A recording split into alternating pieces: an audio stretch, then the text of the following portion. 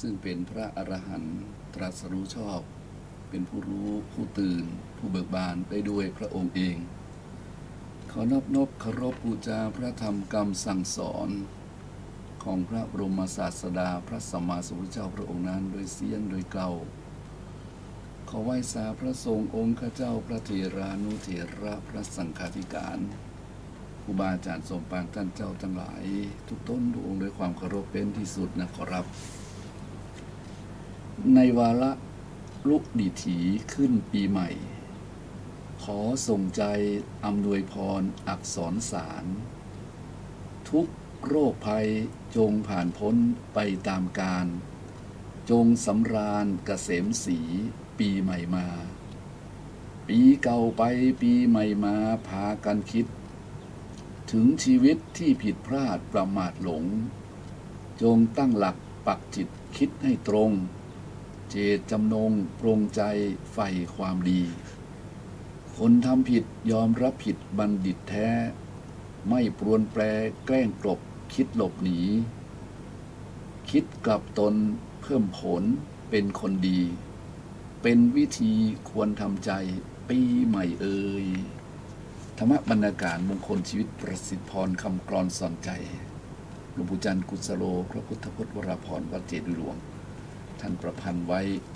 อำนวยอวยพรวันปีใหม่ก็ขออัญเชิญมาเป็นคำอวยพรที่ศักดิ์สิทธิ์งดงามในเบื้องต้นงดงามในท่ามกลางและก็ทำให้เกิดกำลังใจในเบื้องปลายเป็นอย่างดีวันนี้จึงขออำนวยอวยพรถึงญาติโยมทั้งหลายนะท่านสาธุชนคนใจบุญใจดีนะที่ได้ฟังทางสถานีวิวคลื่นพระพุทธศาสนาแห่งชาติและสังคม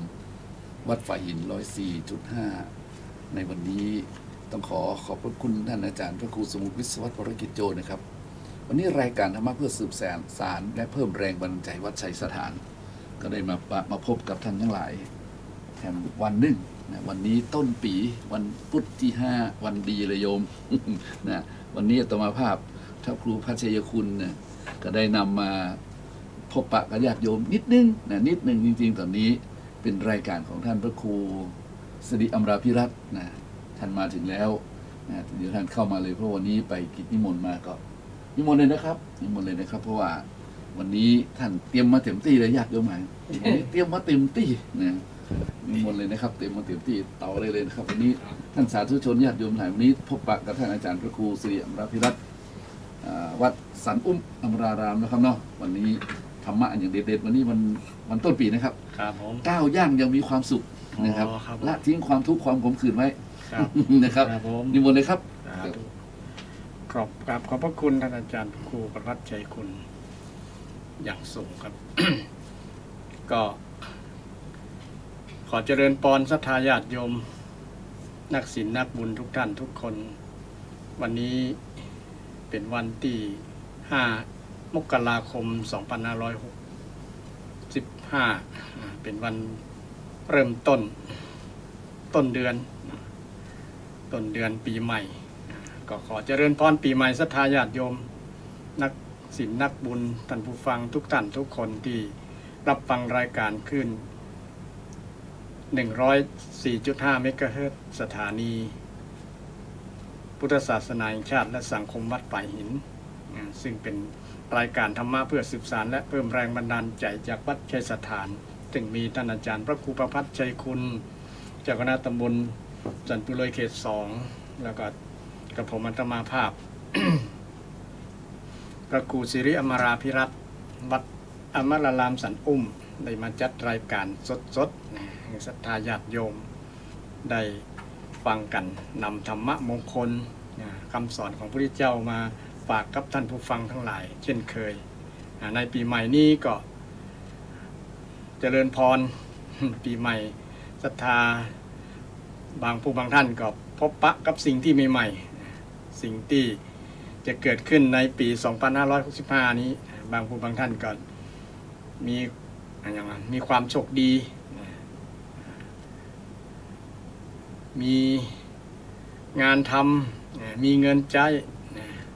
มีอย่างใหม่ๆเกิดขึ้นมีคนรัก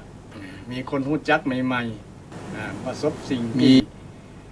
ดีงามต่างๆเกิดขึ้นในปี65นี้ก็มีกันหลายคน แต่บางคนก็ยังอยู่ยังเก่าอยู่ คือเจอคนเก่านะทำกับสิ่งจำเจอย่างเก่าๆนะก็มัน ธรรมชาติธรรมดานะศรัทธาญาติโยมนะอันจริงก็เรื่องการเวลามันก็เป็นเรื่องสมมติกันนะมันก็เป็นธรรมชาติแบบนี้มันมีนะหมุนเวียนเปลี่ยนไป หมุนเวียนเปลี่ยนไปนะที่เขาสมมุติว่าเป็นปีใหม่นะสมมุติกันบ่ได้เพื่อให้เกิดนะความจำนะว่าปีหนึ่งนี้มีมี 365 วันนะมี12 เดือนเป็นที่คำนวณกันมีอย่างก็มีเป็นวินาทีเป็นนาที เป็นชั่วโมงอย่างเป็นต้นนะ24 ชั่วโมงเป็น1 วัน30 วันเป็น1 เดือน12 เดือนเป็น1 ปีนะเนาะครบรอบกันรวมแล้วก็365 วันบางปีก็316 วันก็แล้วแต่ปีนั้นในเดือนกุมภาจะเพิ่มหรือจะลดซึ่ง ก็เป็นการเวลาที่มีความสำคัญกับทุกท่านทุกคนที่บางคนก็มีความหวังวาดหวังไว้ว่าปี65นี้ก็จะได้พบปะกับสิ่งที่ดีๆที่หวังไว้พบปะกับได้เจอกับสิ่งที่ดีๆได้รับสิ่งที่ดีๆมีจกมีใจอย่างประมาณนั้นที่ได้ตั้งใจได้หวังไว้กันทุกคนก็มีความหวังกันทั้งนั้นเนาะศรัทธาท่านผู้ฟังทั้งหลายแล้วแต่ความหวังนั้นเขาจะเดินทางไปถึงก่อบางคนก็บ่สมหวังผิดหวังกันในปีที่แล้ว64ส่วนนักก็จะเจอทั้ง2 อย่างนั่นแหละและก็ส่วนนักจะเจอความผิดหวังนักกว่าเพราะว่าอาจจะมีเหตุมีปัจจัยหลายๆอย่างที่เขาบ่คาดคิดไว้นะบ่คาดคิดไว้นะเขาตั้งความหวังไว้อาจจะสูงเกินนะหรือว่าอาจจะตั้งผิดไว้ เลยบ่ได้ตามความหวังนั้นก็ทำให้ผิดหวังกันไปนะเกิดความเสียใจผิดหวังในสิ่งนั้นนะบางคนก็ถึงทำใจบ่ได้นะทำใจบ่ได้เลยทำให้ชีวิตนั้นมีความทุกข์นะชีวิตมีความทุกข์หาหนทางที่จะเดินไปทางหน้าก็มืดมน บ่หันทางที่จะเตียวจะเดินนะคือดำเนินชีวิตไปจะได้นะมืดฟ้ามัวดินนะบ่มีทางที่จะไปนะเลยทำให้คิดสั้นไปก็มีนะบางคนก็ขอให้กำลังใจศรัทธาที่ตกอยู่ในสถานะนั้นเนาะก็มันมีเป็นธรรมชาติธรรมดาคนมีพบก็ต้องมีพรากมีจากก็ต้องมีเจอหรือว่ามีเจอก็ต้องมีจากนะมันของคู่กันนะมีเย็นก็มีร้อนมีอ่อนมีแข็งหมดเนี่ยนะมีขาวก็มีดำเนี่ยมันเป็นของสิ่งมีเกิดก็มีตายให้เป็นต้นเนาะมันก็เป็นธรรมชาติเป็นธรรมดาเป็นธรรมะที่พระเจ้าได้สอนไว้นะมันอยู่ที่สำคัญที่จะอยู่ที่จิตใจเขาจะวางใจเขาจะใดกับสิ่งที่เขาเจอนั้นนะในปีใหม่เนี่ยบางครั้งอาจจะเจอนักกว่าปีก่อนก็ได้นี่เราต้องคิดเผื่อไว้ก่อนนะนักกว่าปีก่อนก็ได้นะในปีนี้ครับจะเจอดีกว่าสบายกว่ามีความสุขกว่าก็ได้นะอันนี้ก็อยู่ที่เราจะเจอกันนะแต่สิ่งที่มันจะเจอกับเราต้องที่สำคัญอย่างที่ว่าต้องวางใจต้องทำใจได้นะในการที่จะพลัดพรากจากสิ่งที่เป็นที่ฮักก็ดีนะพลัดพรากจากสิ่งที่หรือว่าผิดหวังจากสิ่งที่เขาหวังไว้จริงแล้วนะปรารถนาสิ่งใดไม่ได้สิ่งนั้นก็เป็นทุกข์ของพระเจ้านะมันก็จะเป็นทุกข์กับเราถ้าเราปรารถนาตั้งไว้แล้วมันได้สมที่เราปรารถนาตั้งใจไว้จะได้แบบนั้นก็ผิดหวังก็เสียใจนะทำใจลำบากนะ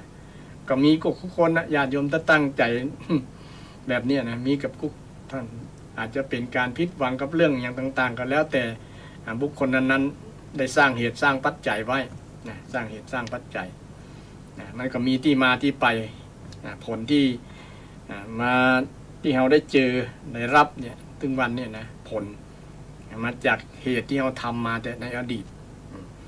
ในคำสอนของพุทธสัมมาสัมพุทธเจ้าเนี่ยทำมีแต่เหตุพุทธเจ้าตัดเหตุแห่งธรรมเหล่านั้นและความดับแห่งธรรมเหล่านั้นนะซึ่งเป็นคำสอนที่พุทธเจ้าได้สอนไว้ในปีใหม่นะในฐานะเป็นตู้เจ้าในพุทธศาสนาก็คือกำลังใจศรัทธาญาติโยมสู้ต่อไปถ้าเราบ่สู้ก็ถือว่าเราพ่ายแพ้ไปครึ่งแล้วไปเกินนึงแล้วนะการไปเกินแล้วนะต้องสู้นะต้องมีความภาคเพียรพยายามต่อสู้กันไปนะตราบใดที่มีลมหายใจอยู่ศรัทธาอย่าท้ออย่าถอยท้อได้แต่อย่าถอยนะท้อได้แต่อย่าถอยไปมีมดความหวังมดอะไรตายากเข้ามานั่นนะนะก็คือกำลังใจอย่างน้อยก็ทำคนที่ฮักเฮาคนที่อยู่รอบข้างสามีภรรยาลูกเต้าเราล้านนี่พอรอบข้างของเฮามีไผ่พ่องที่เฮาจะต้องทำเพื่อเขาหรือทำเพื่อตัวเฮานั่นแหละนะอย่างน้อยเฮาก็มีความสำคัญในครอบครัวนั้นๆแล้วก็มีคนฮักในครอบครัวนั้นก็เราก็ต้องต่อสู้กันไปถึงแม้ว่ามันบ่ได้ดังใจที่เราคิดไว้จะผิดหวังอย่างครั้งที่ผ่านมาเราก็มาเริ่มใหม่มันเริ่มใหม่ได้บ่มีคำว่าขวาย ไม่มีคำว่าสายสำหรับผู้เริ่มต้นใหม่คนที่เคยล้มลุกคลุกคลานมาหลายเตื้อหลายครั้งนะก็ยังสามารถไปถึงจุดมุ่งหมายได้ดอยสูงภูเขาหิมาลัยนะภูเขาสูงที่สุดนะก็ยังมีคนเดินขึ้นไปย่ำยังอยู่ใต้ต่ำพื้นเท้าของคนนั้นๆได้บอกพ้นความพยายามบอกพ้นความเพียรบอกพ้นความสามารถของคนได้เราก็ต้องมีความเพียรถึงขนาดนั้นนะมีความเพียรก่อนที่จะถึงบรรลุเป้าหมายนั้นก็ต้องมีอุปสรรคปัญหาต่างๆที่จะทำให้เราเกิดความท้อแท้เหนื่อยหน่ายอย่างต่างๆก็มีอยู่แต่เราอย่าไปยอมแพ้มันนะทุกคนมันก็เป็นธรรมชาติธรรมดาต่อเมื่อเราเดินไปแล้วก็ย่อมมีอย่างอุปสรรคปัญหาข้างหน้าแน่นอนแต่ต้องเดินตามหลักทำคำสอนถึงจะมีอุปสรรคปัญหามีน้อยถ้าเดินออกจากทางคำสอนที่เป็นคำสอนของพระเจ้าแล้วมันเกิดมีหลายทางที่ว่านี่ก็คือมรรคมีองค์8นะญาติโยมศีลสมาธิปัญญานี่แหละเป็นหลักของการดำเนินชีวิตของชาวพุทธนะญาติโยมศีลสมาธิปัญญาโดยเฉพาะปัญญาเลยก็คือความเข้าใจความรู้เนี่ยที่จะรู้ว่าวิธีนี้ที่จะดำเนินไปรู้ว่าอันนี้เป็นเหตุทำให้เกิดอันนี้เหตุนี้ทำให้เกิดสุขเหตุนี้ทำให้เกิดทุกข์นี่เป็นต้นเมื่อรู้ว่าเหตุนี้เป็นสาเหตุทำให้เกิดทุกข์แล้วก็หลีกเลี่ยงจากเหตุจากทางเนี่ยจากทางที่จะทำให้ผลทุกข์ได้หลีกเว้นจากทางที่จะทำให้เกิดทุกข์แล้วมาทางที่จะให้พ้นทุกข์อันนี้เป็นคำสอนทางพุทธศาสนาพุทธเจ้าได้จี้บอกไว้ว่าเดินทางนี้เนอะแต่บัดเจี้ยก็ลองออกนอกทางไปพอพุทธเจ้าบ่ได้บังคับบ่ได้ขู่เข็นบ่ได้ข่มขู่ถ้าบัดเจี้ยนะมันจะตกนรกมกไหมเนอะพุทธเจ้าบ่ได้สอนแบบนั้นแต่สอนว่าถ้าคุณเดินแบบนี้มันจะเป็นแบบนี้เดินไปนี้ไปทางนรกนี่ไปสวรรค์นี่ไปนิพพานนี่พุทธเจ้าสอนจี้บอกต่างแต่คนที่ อยู่ตั้งหลังเนี่ยอาจจะบ่เชื่อพระองค์ในฐานะเป็นเจ้าพุทธก็ต้องเชื่อพระสัมมาสัมพุทธเจ้าแต่ความเชื่อนั้นต้องเชื่อด้วยสติปัญญาของเขาเองด้วยการ ของว่าโยนิโสมนสิการทำใจโดยแยบคายพินิจพิจารณาในใจเนี่ยแยบคายแยบยนต์และให้เกิดสติปัญญาความรู้ที่จริงที่จริงๆจะทำให้ชีวิตของเรานั้นเดินไปถูกทางเดินไปตามมรรคมีองค์8ศีลสมาธิปัญญาในการดำเนินนี้ต้องมาปัญญาก่อนปัญญาต้องมาก่อนปัญญาก็คือสัมมาทิฏฐิเนี่ยญาติโยมสัมมาทิฏฐิเป็นปัญญาความเข้าใจความเห็นที่ถูกต้องก่อนว่าคำสอนที่จะพ้นจากปัญหาพ้นจากความทุกข์เนี่ยมันคือสัมมาทิฏฐิถ้าเป็นความรู้อย่างอื่นเป็นมิจฉาทิฏฐิมิจฉาทิฏฐิเป็นว่าความเข้าใจที่ผิดเมื่อผิดแล้วก็เดินทางผิดไปก็เกิดปัญหาเกิดความทุกข์ต่างๆนานาอันนี้เป็นหลักคำสอนที่พุทธเจ้าได้สอนไว้ซึ่งเป็นมรดกตกทอดมาสู่ชนรุ่นหลังคือเอาท่านทั้งหลายที่เป็นลูกศิษย์ของพระพุทธเจ้าสมณโคดมพระสัมมาสัมพุทธเจ้าของเราถือเราโชคดีญาติโยมเกิดมาในพระพุทธศาสนาเกิดมาพบพระพุทธเจ้ามีคนได้ประมวลความรู้ความเข้าใจไว้ว่าเอาที่มาอยู่ในเมืองไทยเนี่ยมีโจกตั้ง10 อย่างโจกตั้ง10 อย่างถือว่าเมืองไทยนี้เป็นเมืองที่ดีอยู่ในเส้นศูนย์สูตรมีภูมิประเทศที่ดีงามเป็นปฏิรูปประเทศประเทศที่เหมาะสมที่จะอยู่ตั้งรักปักฐานโดยเฉพาะชาวล้านนาของเรานี่เนาะญาติโยมเป็นประเทศปฏิรูปประเทศเป็นมงคลชีวิตใครได้อยู่เมืองไทยในญาติโยมบอกว่าจะเป็นภาคใดก็ตามก็ถือว่าโชคดีประเทศไทยเป็นประเทศที่มีอย่างครบบริบูรณ์สมบูรณ์มีหลายๆอย่างมีตั้งประมาณ10 ข้อที่เขาประมวลไว้นะมีทรัพยากรธรรมชาตินะในน้ำในดินก็มีพื้นดินก็มีทรัพยากรธรรมชาติมีก๊าซมีน้ำมันนักกว่าประเทศในโอเปกหลายๆตีนี่บนพื้นดินก็มีพืชพันธุ์ธัญญาหารมีสมุนไพรถือว่าเป็นแหล่งเป็นยาของโลกก็ว่าได้เพราะว่าประเทศไทยนี้ตั้งอยู่ในสถานที่เป็นปฏิรูปแล้วก็แวดล้อมด้วยประเทศต่างๆที่มีประชากรนักเช่นประเทศจีนมีประชากรถึง 1,400 คน400 ล้านคน 1,400 ล้านคนแล้วก็ประเทศอินเดียก็มีตั้ง 1,200 ล้านคนแล้วก็ประเทศอินโดนีเซียก็400 ล้านคนแล้วก็ประเทศฟิลิปปินส์ประเทศเวียดนามประเทศญี่ปุ่นประเทศเกาหลีหมู่นี่ขึ้นหลัก100 ล้านทั้งนั้นถือว่าประเทศไทยอยู่ท่ามกลางของพลเมืองถือไปว่าเป็นยุทธศาสตร์ในการที่จะค้าจะขายที่จะประกอบสัมมาชีพเป็นแหล่งเป็นศูนย์กลางของที่จะเชื่อมศูนย์เศรษฐกิจมารวมลงที่ไทยเลยเพราะว่าไทยมีความอุดมสมบูรณ์พืชพันธุ์ธัญญาหารเข้าป่าในน้ำมีป่าในน้ำมีเข้านะในดินที่มีแมงมันอย่างตุลุงของว่าก็คือความอุดมสมบูรณ์เนี่ยเขามีความโชคดีหมู่นี้ศรัทธาท่านผู้ฟังทั้งหลายนะแล้วที่สำคัญหลายๆข้อนะใน10นั้นก็มีพระพุทธศาสนาเป็นศาสนาประจำชาติญาติโยมเป็นศาสนาประจำชาติศาสนาประจำชาติที่ เป็นศาสนาที่มีเหตุมีผล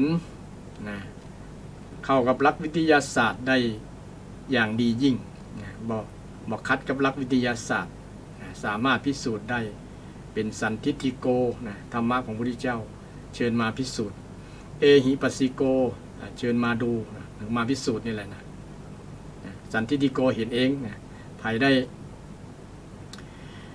นำธรรมะของพระพุทธเจ้าไปใช้แล้วก็จะทราบจะรู้เองสัมผัสและก็จะรู้เองว่าธรรมะของพระพุทธเจ้าเนี่ยเป็นสิ่งที่ดีมีประโยชน์เป็นที่เปิ้งได้เป็นธัมมังสรณังคัจฉามินี่เป็นสิ่งที่ดีที่เราเกิดมาพบพุทธศาสนาเป็นพุทธศาสนาเป็นมรดกอันล้ำค่าที่ชาวพุทธควรภาคภูมิใจศรัทธาญาติโยมเป็นศาสนาที่สร้างสันติโลกให้เกิดขึ้นโดยแท้จริงบอกไปคัดกับศาสนาใดๆทั้งนั้นญาติโยมแล้วก็สอนให้คนมีเมตตาทำต่อกันโมทักกันเหมือนปี่เหมือนน้องเนี่ยญาติโยมบอกได้แบ่งคนนั้นจะเป็นนั้นคนนี้จะเป็นนี่นะบอกได้แบ่งแยกบอกได้แบ่งแยกคนคือเกลียดคนทุกชีวิตที่เกิดขึ้นมาในโลกนี้แม้แต่สัตว์เดรัจฉานก็ยังคือเกลียดสัตว์เดรัจฉานโดยเฉพาะหลักของความเมตตาในญาติโยมธรรมะที่พระเจ้าได้สอนเนี่ยนะแผ่แบบอัปปมัญญาบ่มีขอบเขตเลยนะแผ่ให้ทุกคนคือส่งให้ทุกคนนะเหมือนเราส่งความสุขกันเนี่ยญาติโยมเนี่ยส่งความสุขในช่วงปีใหม่เนี่ยเนาะญาติโยมก็ได้ส่งสิ่งของให้กับคนที่ฮักให้กับพ่อกับแม่นะนำเงินนำมามอบให้พ่อให้แม่เงินเดือนเงินโบนัสต่างๆที่ได้จากการทำงานนะมาก่อนนึกถึงพ่อถึงแม่เนี่ยก็มาส่งถึงบ้านบางคนในช่วงเทศกาลเนี่ยปีใหม่นะเนาะหยุดงานมาตั้งแต่ปันตี29-30มาแล้วก็มากราบพ่อกราบแม่นำของขวัญที่พ่อแม่หันแล้วชื่นอกชื่นใจมีความสุขบางคนน้ำตาไหลหันลูกนำเงินมาฝากนำเงินมาซื้อเสื้อผ้าซื้อของใจไม่ซอยซื้ออย่างต่างๆเป็นของขวัญมามอบความสุขเนี่ยส่งความสุขทั้งนี้ก็มาจากน้ำใจที่เกิดมีเมตตามีความฮักในพ่อในแม่ของลูกหลานทั้งหลายหรือเพื่อนๆกันส่งความสุขให้กันเพื่อนที่เป็นเพื่อนแฟนตั้งไลน์ก็ดีตั้ง Facebook ก็นี่ส่งกำโอกำจ่าที่เป็นฟังแล้วมันมีความสุขอ่านแล้วมีความสุขเนี่ยก็บ่งบอกถึงน้ำใจเช่นกันมีเมตตามีความฮักต่อกันถึงได้ส่งไลน์ถึงส่ง Facebook ให้กันส่งเราเนี่ยนะเป็นความสุขนะส่งความสุขสคสจริงๆนะศรัทธาทั้งนี้ก็มาจากความเมตตานั่นแหละนะก็คือธรรมะที่พุทธเจ้าได้สอนไว้ว่าธรรมะนี่เป็นสิ่งที่สำคัญนะทำให้เกิดคุณงามความดีต่างๆมากมายหลายอย่างนะโดยเฉพาะเมตตาธรรมนะในช่วงเทศกาลปีใหม่เนี่ยจึงเป็นสิ่งที่ชี้ได้ชัดเจนว่าคนไทยของเรามีคุณธรรมอยู่ในจิตในใจกันนักกันหลายนะแสดงออกด้วยความเอื้อเฟื้อด้วยความเอื้ออาทรต่อกันด้วยความช่วยเหลือเกื้อกูลกันเมตตากรุณามุทิตาอุเบกขาเนี่ยเป็นธรรมะที่ทางคนไทยของเรานะคนไทยของเราแล้วก็คนทั่วโลกกันละที่มีเมตตาต่างคนก็ต่างมีเมตตานั่นแหละในจิตในใจนั่นเป็นธรรมะเพราะเมตตานี่บอกใจของไทยญาติโยมเป็นธรรมชาติที่เป็นคุณงามความดีที่เกิดในจิตในใจของทุกคนบอกว่าคนนั้นอาจจะเป็นคนศาสนาใดก็แล้วแต่มันเป็นคำสอนที่พระเจ้าได้ค้นพบว่าความดีนะคุณงามความดีธรรมะคือความฮักที่เป็นคุณงามความดีทั้งหลายมันเกิดขึ้นแล้วเนี่ยมันจะสร้างผลให้คนได้อยู่กันแบบร่มเย็นเป็นสุขมีความสุขเริ่มตั้งแต่สมาคมในครอบครัวประชากรในครอบครัวสังคมครอบครัวเป็นต้นไปพ่อแม่สามีภรรยาลูกเต้าเหล่าล้าน มีความฮักกันมีเมตตากันเนี่ยครอบครัวนั้นก็จะอยู่เย็นเป็นสุขมีความสุขก็ถือว่าครอบครัวนั้นมีธรรมะเป็นเครื่องอยู่เครื่องดำเนินทุกคนเอาไปยึดรักความฮักความเมตตากันแล้วเนี่ยครอบครัวนั้นก็จะมีแต่ความร้อนเร่าร้อนลุ่มร้อน มีแต่ความเดือดร้อนกันอยู่บ่ม่วนมันบ้านมันเหมือนกับอย่างมันบ่น่าอยู่แล้วบ่ม่วนนะประมาณนั้นเพราะว่าคนขาดเมตตาธรรมขาดธรรมะศรัทธาญาติโยมทั้งหลายอันนี้โยงถึงว่าธรรมะนี่เป็นเรื่องสำคัญแล้วเราอยู่ในประเทศไทยเนี่ยมีพระพุทธศาสนาเป็นศาสนาประจำชาติศาสนาประจำชาติเป็นศาสนาที่น่าภาคภูมิใจนะควรภาคภูมิใจว่าเกิดมาพบพระพุทธศาสนาเป็นศาสนาที่เป็นที่เปิ้งได้จริงๆญาติโยมเปิ้งได้เป็นคำสอนและไปสอนและไปประพฤติปฏิบัติตามคำสอนธรรมะนั้นก็ให้ผลตามสมควรแก่เหตุแก่การปฏิบัติของคนคนนั้นซึ่งเป็นหลักเข้ากับหลักวิทยาศาสตร์นั่นแหละนะใครทำจะได้ก็ได้อันใครแผ่เมตตาใครแผ่ความฮักก็จะได้ความฮักตอบเป็นต้นใครแผ่ความฮักจะได้ความฮักตอบคือมีความฮักกับไผแม้แต่มีความฮักกับสัตว์เดรัจฉานสัตว์เดรัจฉานก็ฮักคนนั้นแม้แต่สิ่งที่บ่ใช่มีชีวิตแล้วว่าบ่มีจิตใจเช่นต้นไม้อย่างต่างๆนะถ้ามีฮักมีเมตตาต่อต้นไม้เนาะดูแลมันดีนะใส่น้ำให้ปุ๋ยมันอย่างต่างมันก็ฮักเจ้าของมันก็ออกดอกออกผลดีเนี่ยนะถ้าปล่อยปะละเลยมันบางแต่มันก็แห้งเฉาตายก็มีเพราะว่ามันก็ต้องการ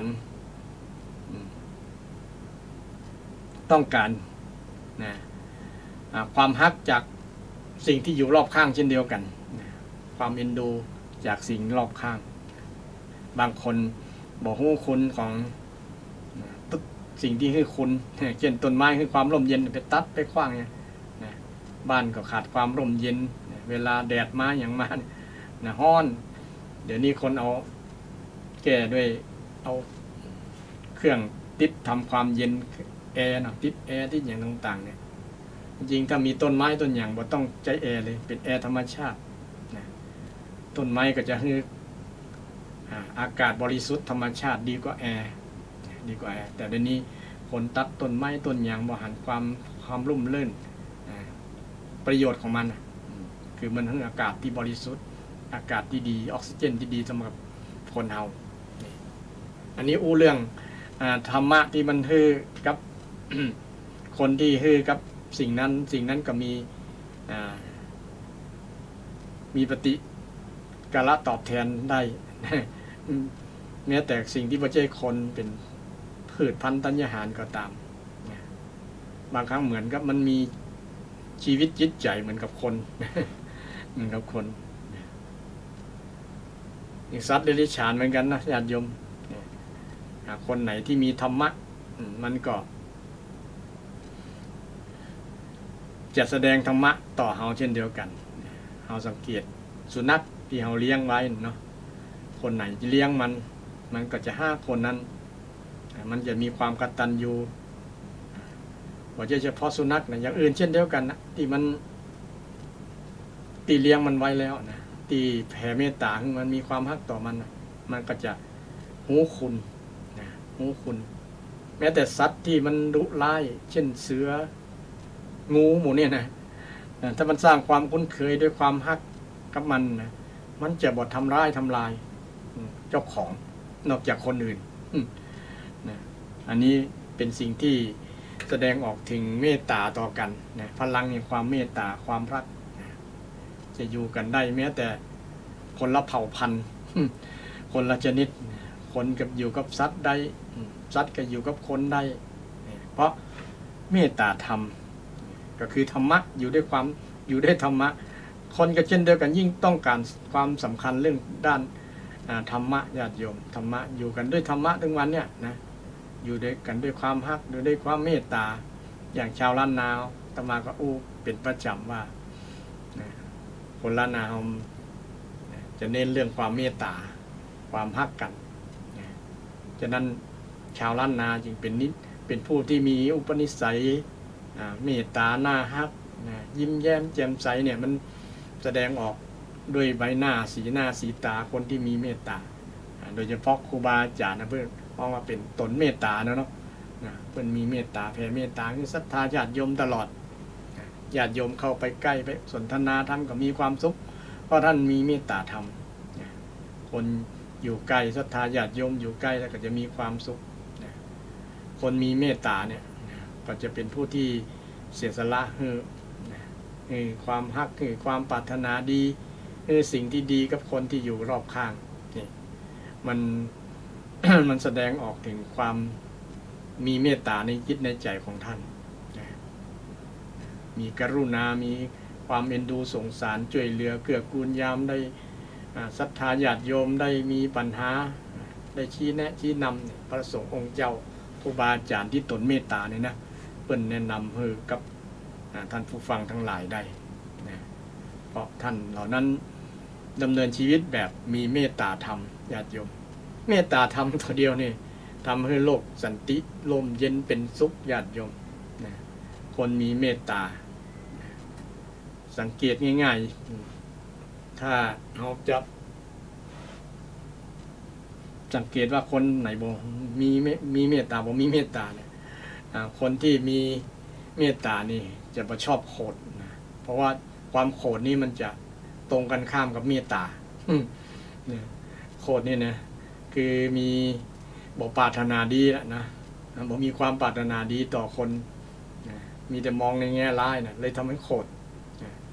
แล้วคนโกรธนี่มาจากความจินะความตระหนี่ความหันแก่ตัวด้วยหรอกนะเมื่อคนมาพลัดพรากจากผลประโยชน์ของตัวเก่าสิ่งของตัวเก่าบ่ใกล้ให้แบ่งปันเนี่ยนะจะโกรธละ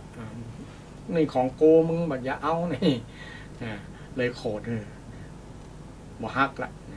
แต่ถ้าฮักกันเนี่ยมันจะสามารถจะแบ่งปันทั้งกันได้แต่มีเมตตาทำขึ้นแล้วเนี่ยอันอย่างก็คือโมดแม้แต่ชีวิตก็เสียสละทั้งใดนะถ้ามีให้เมตตาอย่างเช่น ปณิธานของพระโพธิสัตว์เนาะสามารถที่จะสละชีวิตให้กับคนอื่นได้เพื่อให้ตนได้บรรลุธรรมชั้นสูงขึ้นสละชีวิตให้ได้เลยอย่างครูบาอาจารย์พ่อแม่ครูบาอาจารย์หลายๆรูปหลายตนมีหัวใจเป็นพระโพธิสัตว์อยู่มีเมตตาสูงเมตตาสูงฉะนั้นคนที่มีเมตตาธรรมในช่วงปีใหม่เนี่ยนะก็ขอให้คนเราเริ่มต้นด้วยความรักนะความรักเริ่มต้นก้าวไปในชีวิตด้วยความฮักกันด้วยเมตตาธรรมกันเนี่ยอันอย่างก็ดีหมดญาติโยมทุกคนฮักกันแล้วเนาะอย่างสามีภรรยาเนี่ยถ้าฮักกันเนี่ยปรารถนาดีต่อกันเนี่ยไปทำการทำงานมันก็เจริญนะลองสังเกตดูเถอะญาติโยมอย่างวันนี้อาตมาไปรับกิจนิมนต์ที่ร้านวรัสนัน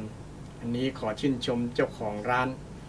แต่ท่านถือว่าเป็นคู่พระคู่นางกันเนี่ยท่านทำอย่างก็เจริญเพราะว่าท่านมีธรรมะสมกันญาติโยมนะคนที่มีเป็นภาษามีภรรยาเนี่ยมีธรรมะที่สมกันสมด้วยศีลสมด้วยศรัทธาสมด้วยศรัทธาด้วยศีลด้วยจาคะด้วยปัญญา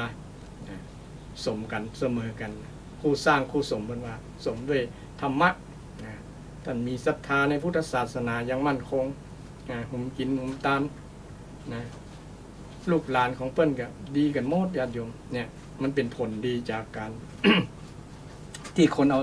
ธรรมะเป็นหลักในการดำเนินชีวิตนะสามีภรรยาคู่ใดนะถ้าขาดความสมกันเรื่องนี้เนี่ยมันทำ ทำมาหากินบ่ค่อยเจริญนะสังเกตได้ญาติโยมนะถ้าสามีภรรยาสมกันเนี่ยสมด้วยศีลด้วยสมาธิด้วยศรัทธาด้วยศีลด้วยจาคะด้วยปัญญาเนี่ยญาติโยมนะมันจะทำอย่างเจริญนะวันนี้อาตมาก็ไปรับกิจนิมนต์ไปเจริญพุทธมนต์ ตีลานวนัสนันนะก็ไปหันหลายอย่างหันเปิ้นมีวิธีการดำเนินชีวิตท่านได้ระลึกนึกถึงบรรพบุรุษเอาไหเก่าๆญาติโยมไหปลาร้าไหที่แจ้ของดองของอย่างเนี้ยเปิ้นเอามาประดับบ้านประดับร้านเปิ้นเนี่ยก็เป็นความงามไปอย่างเป็นเสน่ห์และที่สำคัญภายในปริศนานั้นน่ะมันแฝงด้วย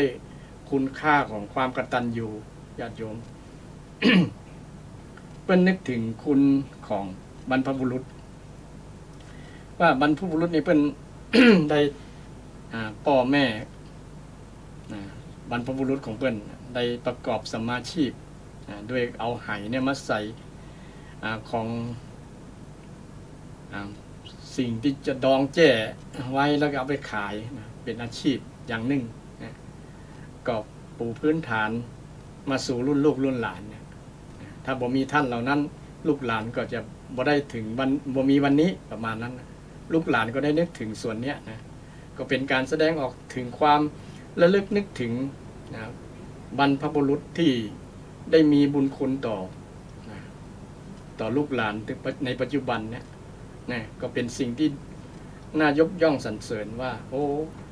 คนที่มีความกตัญญู ต่อบรรพบุรุษเนี่ยมันเจริญจริงๆญาติโยมเจริญนะญาติโยมลองสังเกตเถอะใครก็ตามที่แค่อาตมายกตัวอย่างนี่ก็มันละหันด้วยตัวเก่านะสังเกตด้วยตัวเก่าว่ามันเป็นจริงตามคำสอนที่พระเจ้าได้สอนไว้เกี่ยวกับหลักธรรมะญาติโยมนะคนเฮายึดหลักธรรมะในการดำเนินชีวิตในช่วงไหนก็ตามว่าจะเป็นปีใหม่ปีเก่าก็ตามแต่ว่าถ้าเฮาปีเก่าเฮาผ่านมาแล้วเฮามันย้อนระลึกนึกถึงว่าเฮาขาดธรรมะก่อนในการดำเนินชีวิตเนี่ยนะเฮารู้สึกความสำคัญก็เฮามีธรรมะแค่ไหนนี่เราต้องถามตัวเก่าเฮาบ่มีไผสอนเฮาได้ญาติโยมนะแม้แต่พระสงฆ์องค์เจ้าลูกได้ยอดสอนดีๆก็ตามถ้าเฮาบ่เอาอย่างนะมันก็บ่ได้นอกจากเขาจะสอนตัวเก่าเองนะด้วยมาย้อนระลึกนึกถึงนึกทบทวนตัวเก่าว่าตัวของเฮาเนี่ยปี2564เนี่ยเราได้ดำเนินชีวิตแบบมีธรรมะเอาธรรมะนำหน้าก็ธรรมะนำหน้าก็เพราะว่าธรรมะนี่มันได้ผลไงมันเป็นเหตุที่จะทำให้เกิดความสุขโดยเฉพาะการทำคุณงามความดีที่พุทธเจ้าได้สอนไว้สุขโขปุญญสัพพุจโย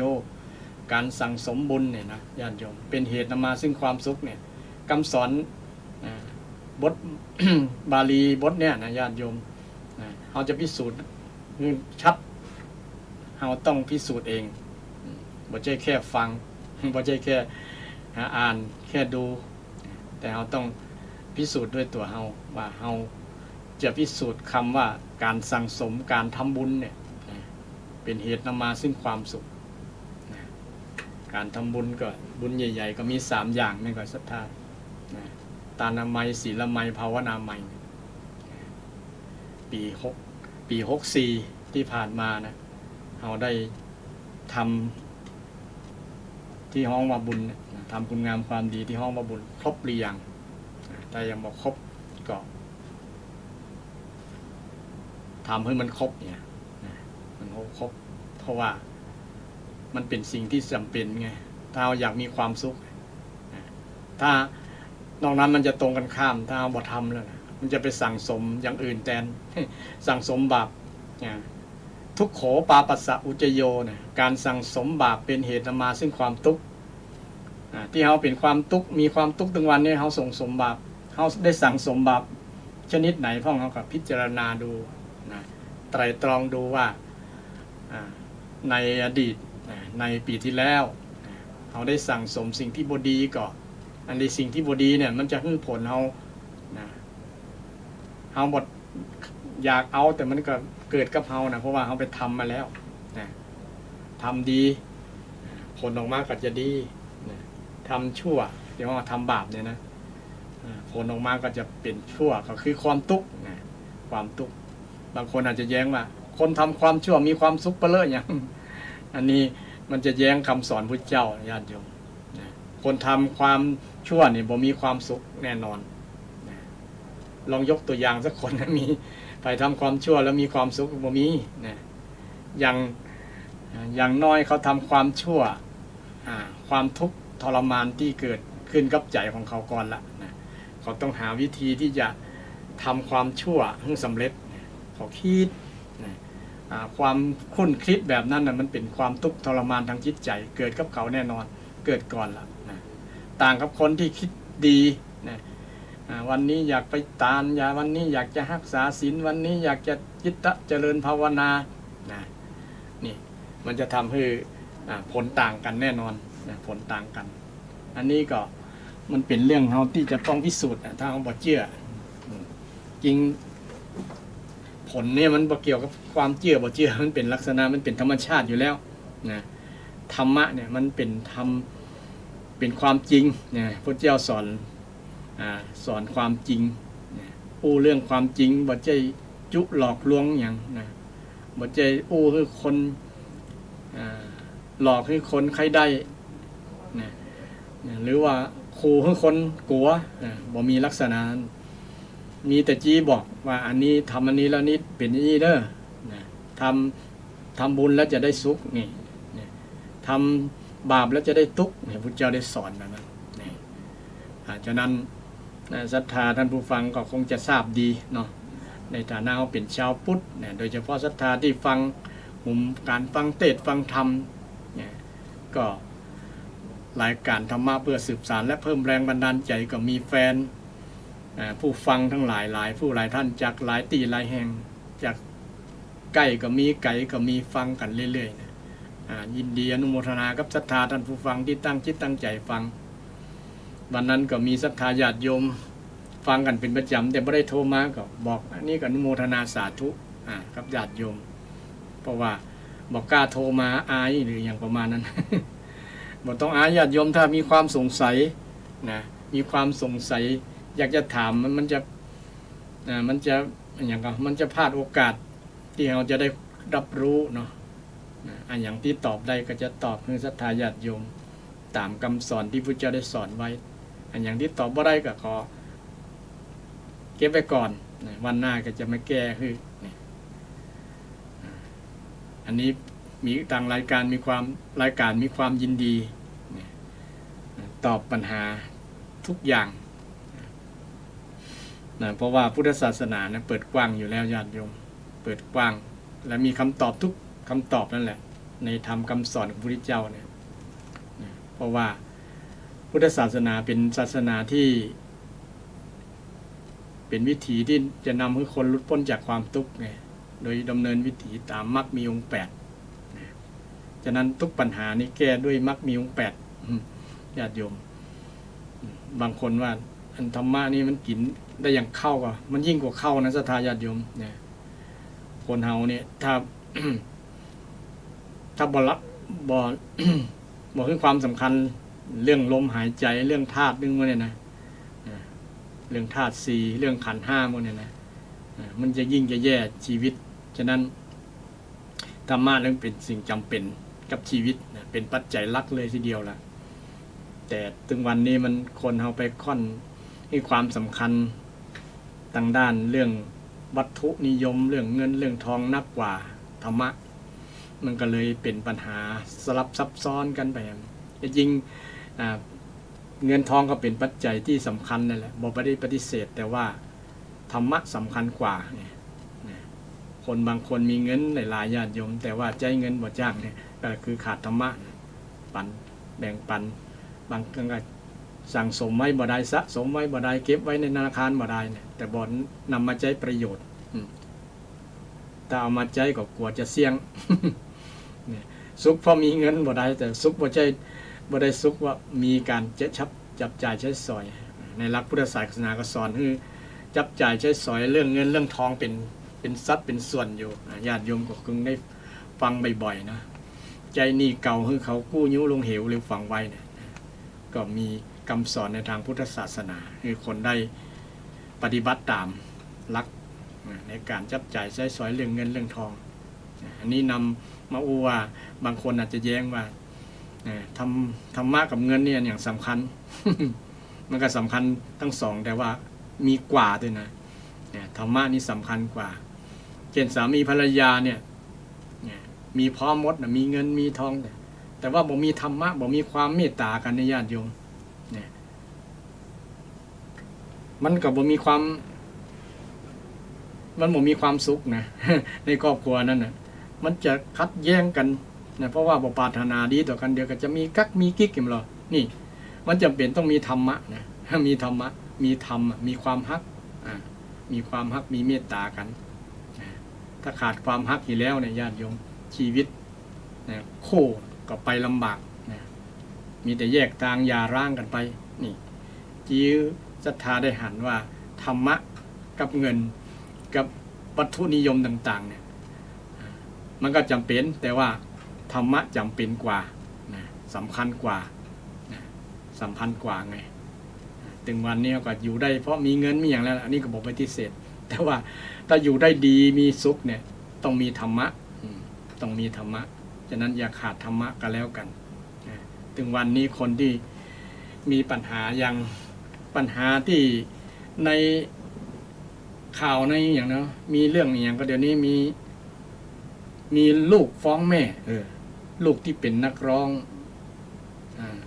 ชื่อได้อยู่กันเนาะเสกโลโซเนี่ยไปฟ้องแม่ชื่อการเนี่ยนะ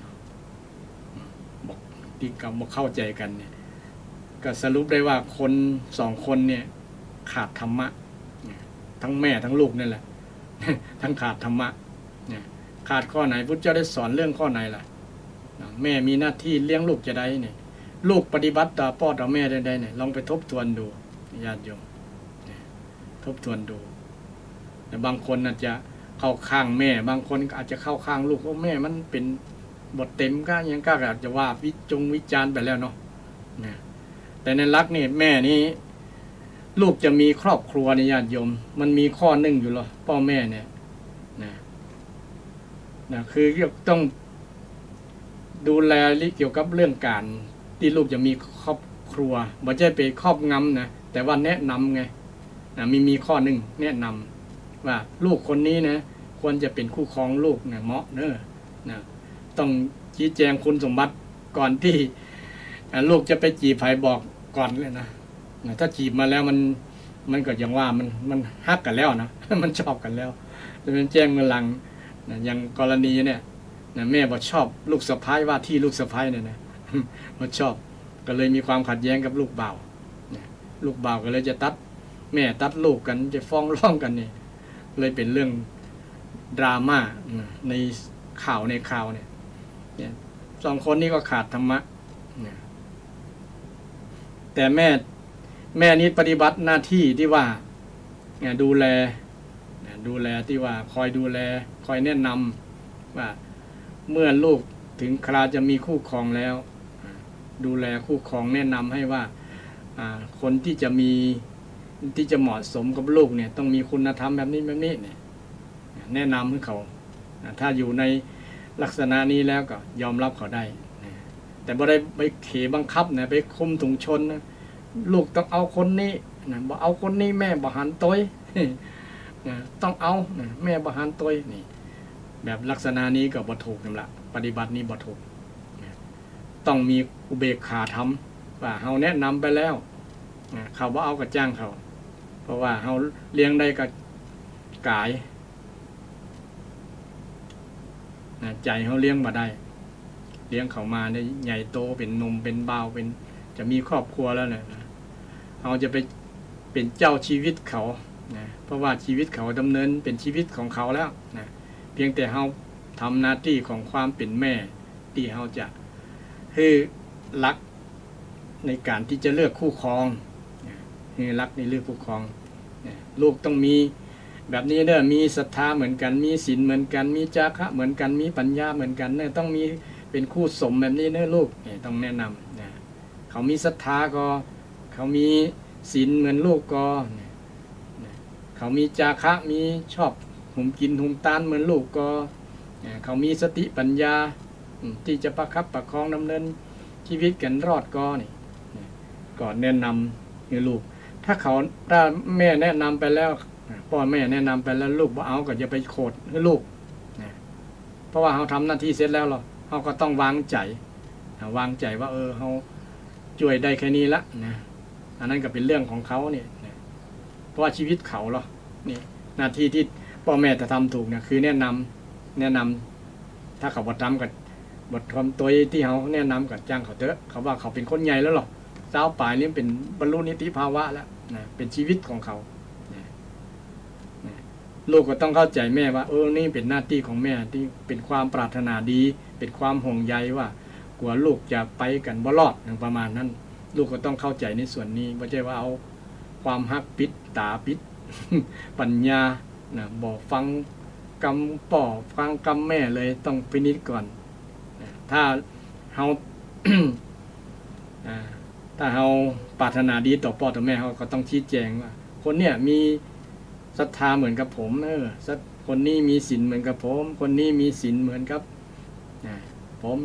คนนี้มีจาคะเหมือนกับผมคนนี้มีปัญญาเหมือนกับผมเสมอกันเหมือนกันนี่ชี้แจงให้แม่ได้ทราบแม่ก็จะชื่นใจพ่อก็จะม่วนใจนี่อันนี้เป็นวิธีการปฏิบัติหน้าที่ของพ่อแม่และลูกที่ปฏิบัติต่อกันโดยเฉพาะอุเบกขานี่พ่อแม่ต้องเจริญให้นักๆต้องวางใจให้ได้อย่าไปยึดมั่นถือมั่นว่าจะให้เป็นอย่างที่ใจอยากจะให้เป็นพ่อแม่ใครให้ลูกเป็นจะอันลูกเป็นจะเนี่ยบางครั้งมันเขาเป็นบ่ได้นะด้วยความสามารถของเขาด้วยความรู้อย่างต่างๆด้วยการพัฒนาของเขาบ่ถึงมันก็เลยจะทำให้พ่อแม่ผิดหวังมีความทุกข์ใจละต้องปล่อยต้องถามมาอยากจะทำมันยังอยากจะเป็นยังก็ให้เขาเป็นที่มันบ่ผิดศีลธรรมบ่ผิดกฎหมายเนี่ยส่งเสริมเขาก็มีพ่อแม่ลูกหลายคู่ที่ฮู้ธรรมะฮู้ในการปฏิบัติเอาธรรมะเป็นหลักต้องยึดธรรมะเป็นหลักถึงจะบ่มีปัญหาสังคมส่วนหลายทีเดียวละที่มีปัญหาเรื่องครอบครัวเนาะโดยเฉพาะเกี่ยวกับแม่ผัวลูกสะใภ้หมดนั่นนะที่จะมาเป็นกันนะมันต้องเป็นที่ยอมรับกันเราต้องเอาหลักธรรมเนี่ยมาจับกันญาติโยมมาปฏิบัติต่อกันถ้าลูกเลือกแล้วก็ต้องยอมรับความเห็นของลูกลูกเป็นผู้ใหญ่คนนี้แหละที่จะมีชีวิตแต่ส่วนหนึ่งเนี่ยที่พ่อแม่ได้ ละเลยหน้าที่นี้ทำให้ลูกหลานหลายๆคนหลายๆชีวิตที่ต้องหย่าร้างกันเพราะว่าบ่เชื่อพ่อเชื่อแม่ไงคนแต่ก่อนเนี่ยเชื่อพ่อเชื่อแม่นะที่บางคนถึงกับคล้ายๆว่าคุมถุงชนนะ มั่นกันโดยที่ลูกเต้าบ่ชอบระหว่างเจ้าบ่าวเจ้าสาวนี่บ่ชอบกันเนี่ยแต่อยู่กันไปอยู่กันมาก็เพราะคุณงามความดีเนี่ยที่มีศีลมีศรัทธามีศีลมีจาคะมีปัญญาเสมอกันนี่แหละทำให้เขาอยู่จนถึงไม้เท้ายอดทองกระบองยอดเพชรเนี่ยถือไม้เท้ายอดทองกระบองยอดเพชรสติการยาร้างบ่นักเหมือนประเดียวหรอประเดียวนี่บึดคนนั้นบึดเปลี่ยนคนนั้นบึดเปลี่ยนคนนี้เนี่ยเพราะเขาเลือกบ่ถูกต้องเอาลักเนี่ยลักธรรมะเนี่ยเป็นเลือกเนี่ย4 ข้อเนี่ยมีศรัทธามีความเชื่อเหมือนกันก็นี่สำคัญมากๆเลยบางคนนี่มีความเชื่อคนละศาสนานี่ก็เข้ากันลำบากนะเข้ากันมันเป็นปัญหานะต้องเชื่อเหมือนกันถ้าบ่เชื่อเหมือนกันก็อยู่ด้วยกันลำบากโดยลำบากเป็นปัญหาเช่นเดียวกันที่จะอยู่เป็นครอบครัว2 คนต้องเชื่อเหมือนกันเชื่อเหมือนกันในหลักพุทธศาสนาสอนเชื่อเรื่องกรรมเรื่องการกระทำกรรมดีทำดีได้ดีทำชั่วได้ชั่วทำอย่างได้อันนั้นหลักกรรมเนี่ย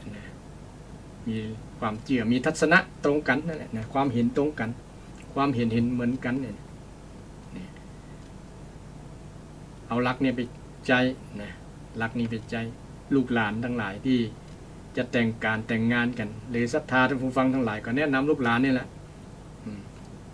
ก็ถามเขาลูกหลานสู่ทั้ง2 คนมีนี่เหมือนกันก็นะมีศรัทธาเหมือนกันก็มี ศีลเหมือนกันก็มีจาคะเหมือนกันก็มีปัญญาเหมือนกันก็สติปัญญาเหมือนกันก็เนี่ยถ้าบ่เต้ากันเนี่ยนะมันห่างกันนักนี่ก็อยู่กันลำบากนะแต่ก็มีบางคนแต่ก่อนนะมันบางข้อก็ขาดอยู่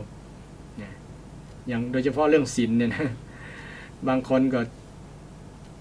ฝ่ายเจ้าบ่าวเนี่ย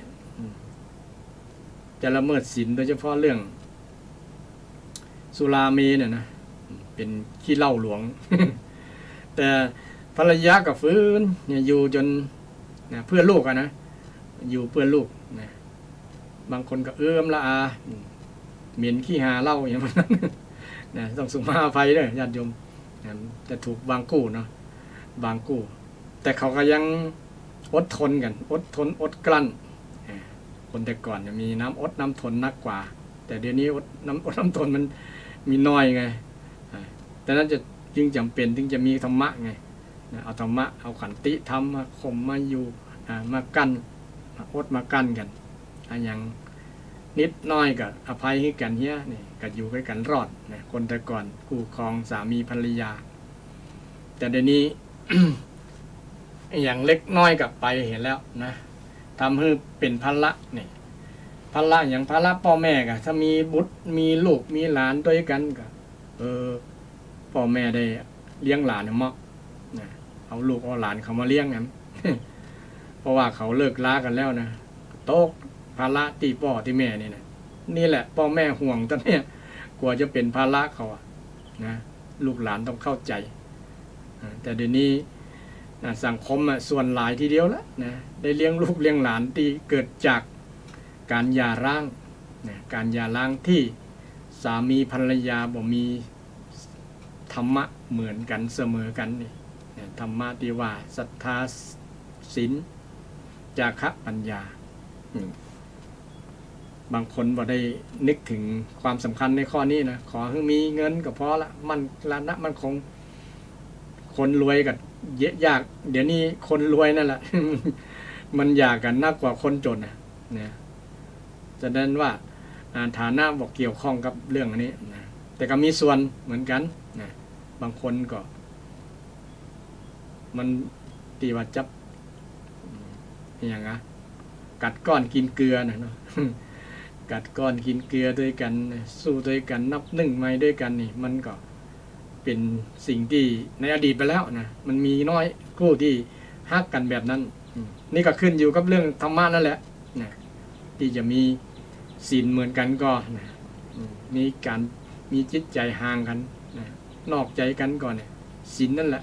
นะศีลหมดเสมอกันนี่ก็มาจากปัจจัยองค์ประกอบของธรรมะที่จะทำให้ครอบครัวมั่นคงนี่โยงเรื่องข่าวดราม่าในสื่อต่างๆที่กำลังเป็นสื่อเกี่ยวกับเรื่องคนในข่าวเนี่ยคนในข่าวเนี่ยก็คิดว่าคงมีหลายครอบครัวทีเดียวแหละเนี่ยที่ระหว่างแม่และว่าที่สะพ้ายนะว่าที่ลูกสะพ้ายหรือว่าที่ลูกเขยเนาะมันจะมาเข้ากันระหว่างพ่อผัวแม่ผัวพ่อของเมียแม่ของเมียนี่นะที่จะมาเข้ากับลูกเขยก็ดีที่จะมาเข้ากับลูกสะพ้ายก็ดีเพราะ เพราะความ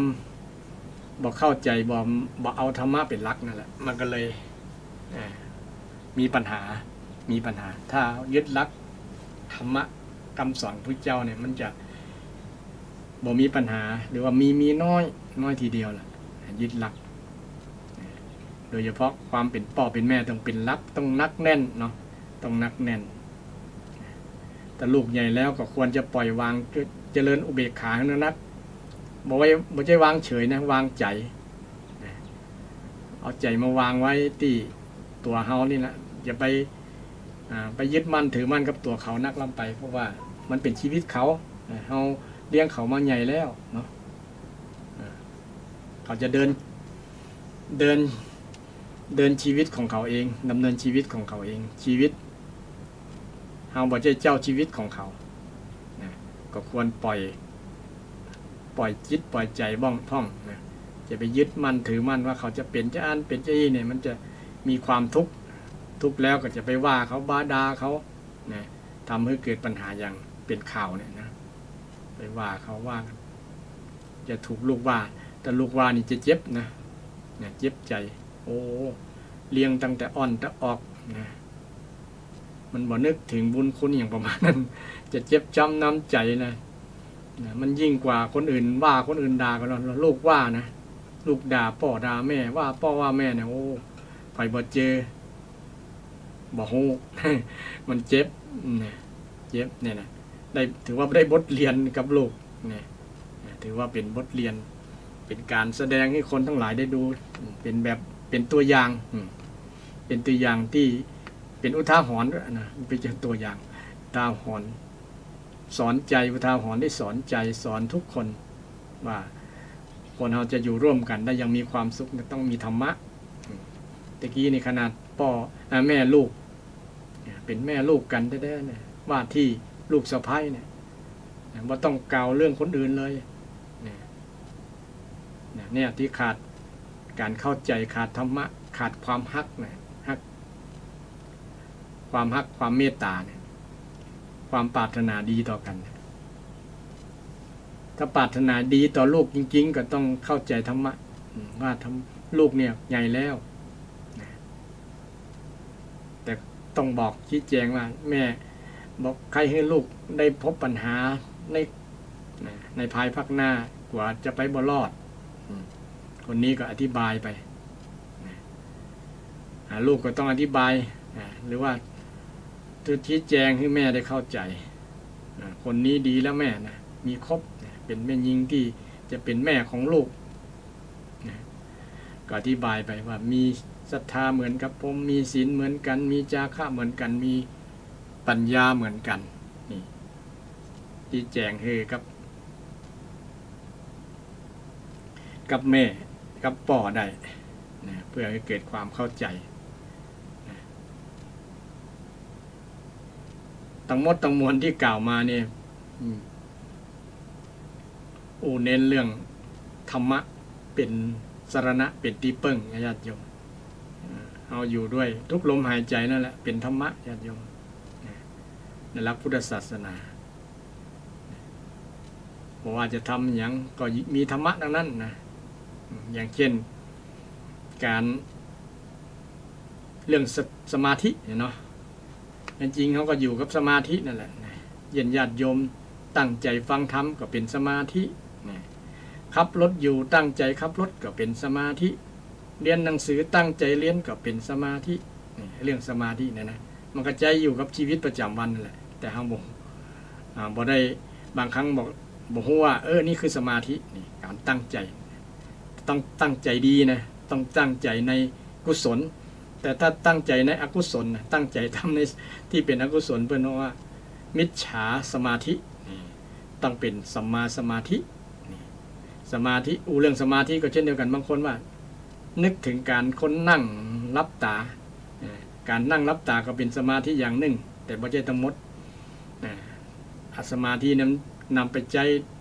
ได้ทุกอย่างบ่ต้องมานั่งก็ได้ทำการทำงานทุกอย่างแม้แต่อาตมาอยู่นี่ก็ต้องใจสมาธิเช่นเดียวกันต้องตั้งใจเช่นเดียวกันถึงจะไปรอดนะถ้าผมมีสมาธิในการนี่ก็ไปบ่รอดเขาเรื่องอย่างต่างๆเนาะใจมันจะคิดฟุ้งซ่านต่างๆนานาบ่ใจบูอยู่กับเนื้อกับตัวเกิดความประมาทต่างๆเกิดขึ้นนะนึกอย่างกับจะบอกกันละนะ นี่เป็นเรื่องธรรมะทั้งนั้นญาติโยมเป็นเรื่องการดำเนินชีวิตอยู่ในมรรคมีองค์ 8ทั้งนั้นแหละแต่เอาบ่ฮู้บ่ได้บางครั้งบ่ได้ฮู้ตัวบ่ได้ว่าแต่ต้องเจริญสตินะจะรู้เนาะมีสมาธิกับมีสติช่วยประคับประคองตัวธรรมะหลายๆอย่างเกิดพร้อมๆกันญาติโยมบางครั้งมันเกิดติดกันโดยเราแยกออกบ่ได้แทบจะบ่ได้เลยมีสมาธิอยู่ที่ไหนสติก็อยู่ต้องเจริญสมาธิอยู่ที่นั่นอย่างศรัทธาญาติโยมฟังการบรรยายธรรมฟังเทศน์ฟัง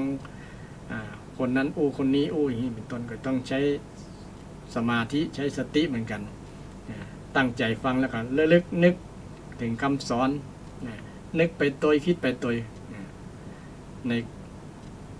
ในการฟังนั้นก็จะเกิดสิ่งต่อมาก็คือเกิดความรู้ความเข้าใจเกิดทัศนะที่ตรงคือเกิดความเห็นที่ตรงเกิดความเห็นที่ถูกเกิดสัมมาทิฏฐิเกิดสติปัญญา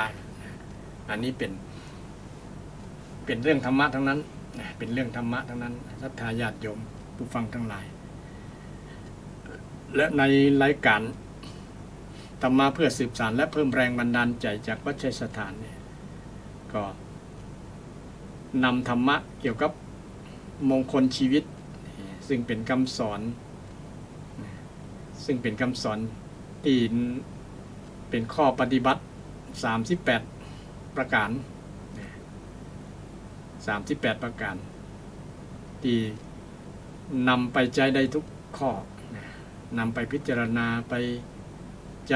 ไปประยุกต์ใจกับชีวิตประจำวันเริ่มตั้งแต่การอาเสวนาเนี่ยมงคลประการแรกศรัทธาเราก็ได้ใจอยู่ตลอดเวลาเนี่ยเกี่ยวข้องกันอยู่ตลอดเวลาเราไปเจอคนนั้นเจอคนนี้เนี่ยเราก็จะต้องเกี่ยวกับว่าคนนี้มีความเป็นพราน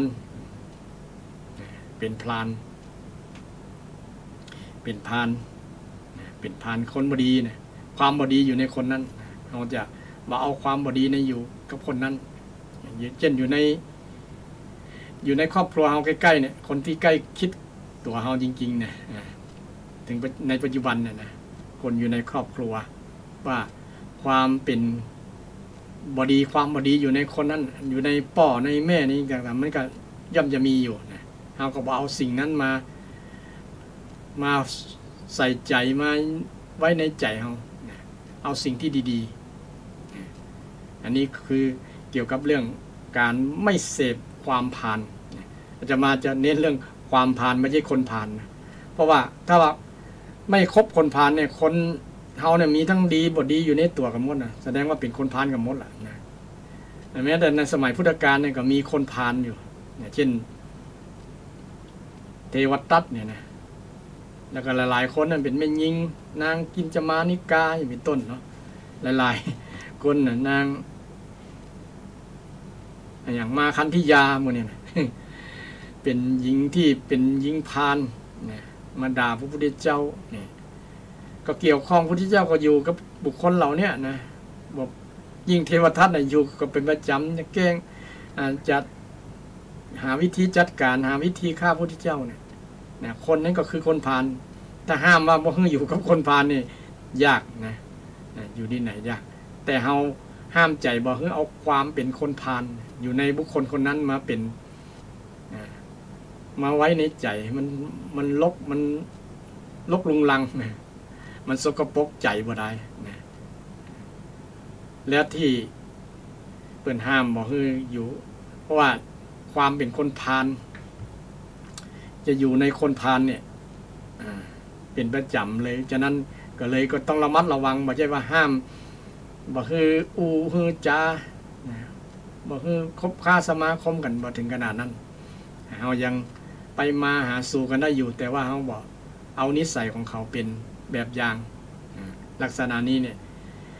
การดำเนินชีวิตเกิดเกี่ยวข้องด้วยมงคลชีวิตถ้าเฮาบ่เอาความบ่ดีความบดีในบุคคลนั้นมาเป็นแบบอย่างมาเป็นตัวอย่างแต่ส่วนถ้าคนจะเอาตัวอย่างที่บดีนะเช่นในละครต่างๆเนี่ยเวลาลูกหลานละอ่อนไปดูแล้วมันจะเอาแบบบทโหดเหี้ยมต่างๆเนี่ยมาเป็น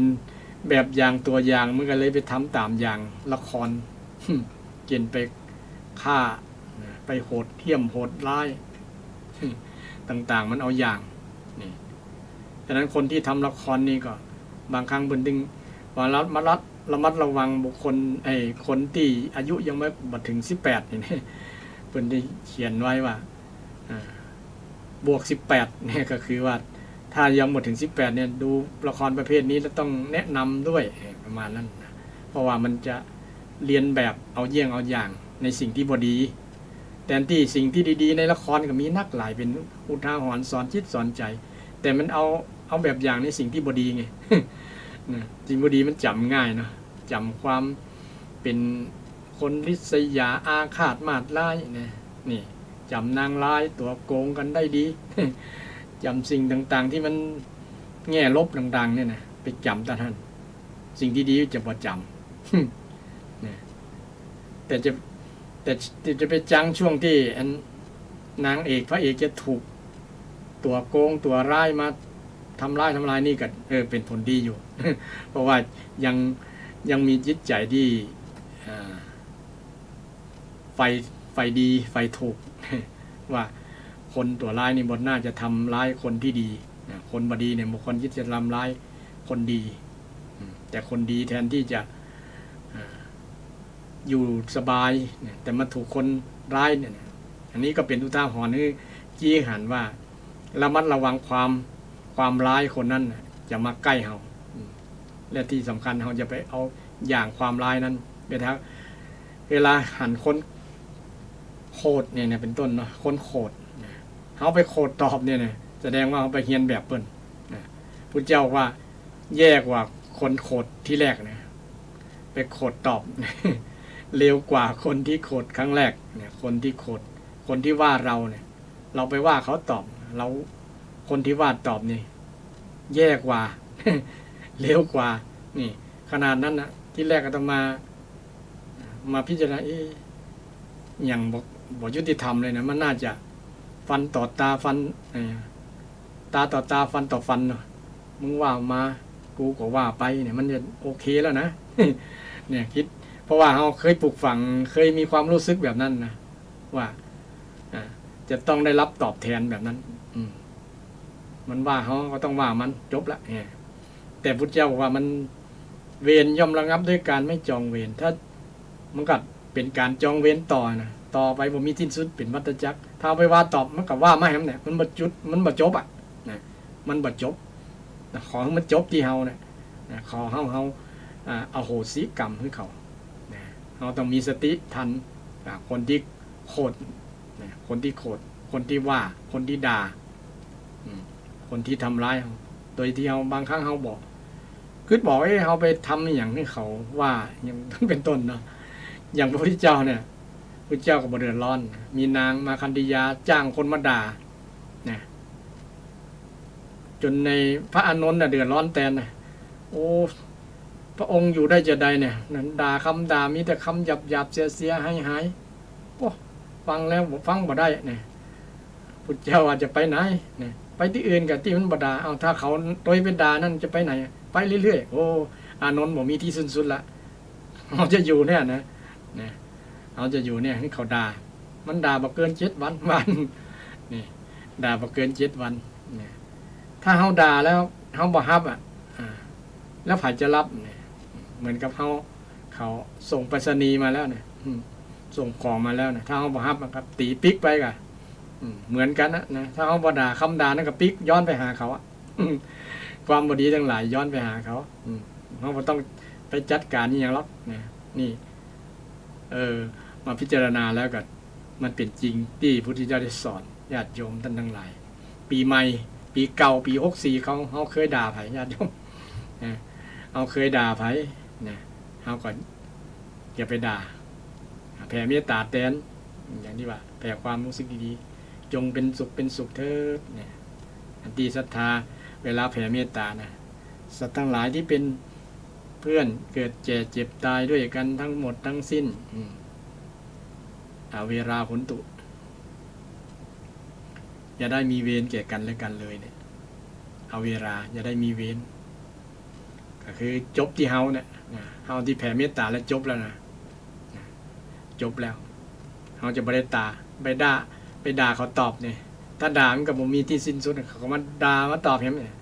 เขาก็เร็วกว่าเฮาแม่นล่ะนะครั้งที่3เนี่ยเขาเร็วกว่านะเพราะว่าเขามาด่าตอบถ้าเขายั่งก็คือถือว่าเขาก็ดีนะแต่มันบ่ยั่งมันเป็นเวรไงเวรยอมระงับโดยการไม่จองเวรถ้าเวรนี้แต่จองเวรไปแล้วมันจะบ่ระงับมันจะต่อความยาวสาวความยืดนะ บ่มีที่สิ้นสุดนี่วิธีปฏิบัติเจริญแผ่เมตตาศรัทธาญาติโยมท่านผู้ฟังอันนี้ก็พิสูจน์ได้นะแต่มันก็เป็นการกระทำที่ฝืนต่อความธรรมชาติเคยเสพคุ้นเคยทำมานะเพราะเราเคยมีความรู้สึกที่จะอยากจะตอบอยากจะทำตอบคืออยากจะสะสางความแค้นมันฝังยิ่งมีความแค้นยิ่งรุนแรงขึ้นนะผูกโคตรหันหน้าเมื่อใดก็อันนั้นมันบุดขึ้นมาทันทีนะอย่างน้ำเดือดเนาะมันบุดมันเดือดขึ้นมาทันทีอ่ะอย่างศรัทธาต้มน้ำมันเดือดขึ้นบุดนะใจมันงึดเช่นเดียวกันนะคงสังเกตเวลาโมโหนะโมโหนะสังเกตใจตัวเก่านะใจตัวเก่าแต่ส่วนนักนะถ้ามันมีความรุนแรงเนี่ยอัตราความรุนแรงสูงนี่มันอันอย่างก็ห้ามลำบากเนอะเมตตาอย่างต่างๆนั่นแต่ถ้าเราคิดได้ก่อนที่จะพิจารณาบ่อยๆไงบ่อยๆนะระลึกบ่อยๆนึกบ่อยๆนะที่เป็นคำสอนพระเจ้านะว่าการจองเวรการเป็นการจองเวรกันนั้นจะมีที่สิ้นสุดนะต้องระงับด้วยการไม่จองเวรคือยุติที่เฮาเขาด่าไปห้องบ่ฮับก็คืนไปหาเขานะครับ คืนไปหาเขาสิ่งที่หลายทั้งหลายที่เขาด่ามากับปีกคืนไปเหมือนกับถมน้ำลายขึ้นฟ้านะมันก็ปีกหาคนถมนั่นแหละกำด่าเช่นเดียวกันอันนี้เป็นวิธีที่จะดำเนินชีวิตญาติโยมดำเนินชีวิตปีใหม่ปี65ศรัทธาญาติโยมก็มีหลายท่านตั้งใจหรือหวังอย่างต่างๆไปขอศีลขอพรจากพระศักดิ์สิทธิ์จากหลวงพ่อองค์นั้นอันนี้นะจากสิ่งนั้นสิ่งนี้นะขอต่างๆมันมีคำหนึ่งที่ชาวพุทธยังเข้าใจความหมายคำว่าอธิษฐานกับขอบางคนเข้าใจว่าอธิษฐานกับขอเนี่ยอันเดียวกันอธิษฐานก็คือคำสอนทางพุทธศาสตร์เป็นภาษาบาลีแต่ขอนี่เป็นภาษาไทยถ้าเข้าใจแบบนี้เข้าใจผิดนะศรัทธาญาติโยมอธิษฐานไม่ใช่การขออธิษฐานอธิมันเป็นคำบาลีนะฐานะอธิกับฐานะฐานะแปลว่าตั้งอธิแปลว่ายิ่งใหญ่ตั้งไว้อย่างยิ่งใหญ่เลยตั้งอย่างตั้งในนี้นี่ก็คือตั้งใจตั้งอย่างพิเศษตั้งไว้พิเศษเลยอย่างปีใหม่เนี่ยเขาตั้งใจเนี่ยคือตั้งอัศจจะอธิษฐานมีสัจจะมาต่อหน้าด้วยนะ อธิษฐานตั้งใจจริงๆเลยต้องมีสัจจะกับตัวเก่าอธิษฐานแปลว่าตั้งใจการตั้งใจเวลาที่เราไปตั้งใจเนี่ยไปตั้งใจกับใครล่ะเป็นสักขีพยานก็ไปตั้งใจกับพระประธานปิมปาสารูปอยู่ในวิหารอยู่ในโบสถ์อยู่ในศาลาที่ศักดิ์สิทธิ์ต่างๆเนี่ยถ้าเอาไปตั้งใจว่าปีนี้ปี65เนี่ยตั้งใจจะบ่ด่าจะบอกว่าตั้งใจจะจิตใจจะเย็นตั้งใจจะกำจัดกิเลสนี่เขาว่าตั้งใจแต่นะถ้ามาเจอไผมาว่าเนี่ยจะบ่โคตรนี่เป็นต้นตั้งใจว่าจะบ่โคตรนี่อันนี้เป็นอธิษฐานจริงๆญาติโยมเนี่ยอธิษฐานเป็นบารมีนะถ้าสั่งสมไปบ่อยๆจะเป็นปรมัตถบารมีนะอธิษฐานตั้งใจแน่วแน่นะตั้งใจจะบวชบ่ศึกนี่เป็นฉันเป็นตัวเจ้าเนาะ ตั้งใจจะบรรลุนิพพานนี่อันนี้เป็นอธิษฐานนะญาติโยมถ้าไปขอถ้าขอนี่ปีใหม่นี่ขอให้ถูกหวยรางวัลที่1เนี่ยนี่ขอไม่ใช่อธิษฐานนี่ขอแต่ในทางพุทธศาสนาเป็นศาสนาที่เป็นอธิษฐานไม่ใช่ศาสนาแห่งการขอนะญาติโยมถ้าเราอยากจะได้อย่างต้องทำเอง เ ช่นเราตั้งใจจะทำมันก็ตั้งใจจะทำความดีปีนี้ปี65นี่จะทำความดีจะมันทำบุญทำกุศลนี่เพราะว่าทำไปแล้วมันมีผลไงทำบุญทำกุศลเป็นเหตุนำมาซึ่งความสุขสุขโขปุญญสสะอุจโยถ้าโยมอยากมีความสุขต้องตั้งใจทำบุญนี่ตั้งใจทำบุญบุญนี่ทำให้มีความสุขจริงๆพิสูจน์ได้บุญก็มีหลายอย่างเช่นญาติโยมแผ่เมตตานี่ก็เป็นบุญแล้วในปี65นี้ตั้งใจจะแผ่เมตตาจะบ่ตั้งใจโคตร แต่จะบ่ตั้งใจเกลียดจะบ่ตั้งใจแก้แค้นจะบ่ตั้งใจเอาคืนไผนี่เอาโหสิกรรมด้วยอันปี64มาแล้วนะที่พลาดพลั้งข้าเจ้าขออโหสิกรรมให้คนนั้นถือว่าตั้งสัจจะอธิษฐานถูกต้องตามหลักคำสอนพุทธเจ้าแต่ไผมาขอบนบานศาลเก่าเนี่ยขอนั้นก็ผิดหลักคำสอนทางพุทธศาสนาศรัทธาผู้ฟังพระพุทธเจ้าสอนเรื่องการกระทำอยากจะได้อย่างจะทำเองถ้าอยากมีความสุขก็ต้องทำเหตุแห่งความสุขนี่พุทธเจ้าได้สอนถ้าอยากจะมีความทุกข์ก็สร้างเหตุแห่งความทุกข์ก็ได้พุทธเจ้าก็บ่ได้ห้ามปรามแต่จี้หันเพื่อเห็นผลของการกระทำนั้นถ้าทำบุญแล้วได้สุขแน่นอนถ้าทำบาปนี่ได้ทุกข์แน่นอนนี่พุทธเจ้าจี้หันเช่นเมตตาเนี่ยไผ่แผ่เมตตาบ่อยๆเนี่ยมีความสุขมีความฮักในจิตในใจตลอดเนี่ยมีความสุขนี่เขาก็พิสูจน์ได้ถ้าไผ่โคตรบ่อยๆเนี่ยมีสุขว่ะศรัทธาโคตรเขียดจังเนี่ยนะบ่มีความสุขหรอ หาความสุขที่ไหนได้เนี่ยถามตัวเก่านะเขามีความสุขกว่าเนี่ยโคตรเปิ้นนะแต่มีโคตรแล้วมีความสุขนี่ดีกันเนาะมันยิ่งมีความทุกข์ไปเรื่อยๆเพิ่มปริมาณไปเรื่อยๆโคตรเป็นไฟเป็นปืนเหมือนกับไฟลามลุกขึ้นเรื่อยๆนะมันดับยากเหมือนไฟธรรมะไฟอย่างอื่นนะไฟในจิตในใจไฟคือราคโทสักขิเนี่ยไฟคือโทสะเนี่ยไฟคือโมหะไฟคือราคะหมดนี่นะดับยากเนี่ยต้องดับด้วยธรรมะด้วยสติปัญญาถึงจะดับดับได้คุณงามความดีดับได้บุญด้วยบุญด้วยกุศลนี่ศรัทธาท่านผู้ฟังในปีใหม่ในปีใหม่เราก็ตั้งใจอธิษฐานแบบนี้ถึงจะถูกญาติโยมถ้าหากตั้งใจจะทำกิจการที่จะรวยก็ตั้งใจไปโดยจะประกอบสัมมาชีพตั้งใจจะมันจะเพียรเนี่ยอันนี้เป็นอธิษฐานจริงๆถ้าตั้งใจในทางกุศลนี่มันก็เป็นความเดือดร้อนมาละเช่นตั้งใจจะไปประกอบมิจฉาชีพเป็นต้นนะจะไปค้ายาบ้ายาอย่างที่คิดว่ามันจะรวยรวยเนี่ยนะนี่เริ่มพิษทางแล้วเป็นอธิษฐานพิษตั้งใจว่าอย่างยิ่งเป็นของอธิษฐานไม่ใช่ขอต้องทำความเข้าใจให้ใหม่นะศรัทธาท่านผู้ฟังการขอกับการอธิษฐานคนละความหมายกันเลยขอเนี่ยแต่คนส่วนหนึ่ง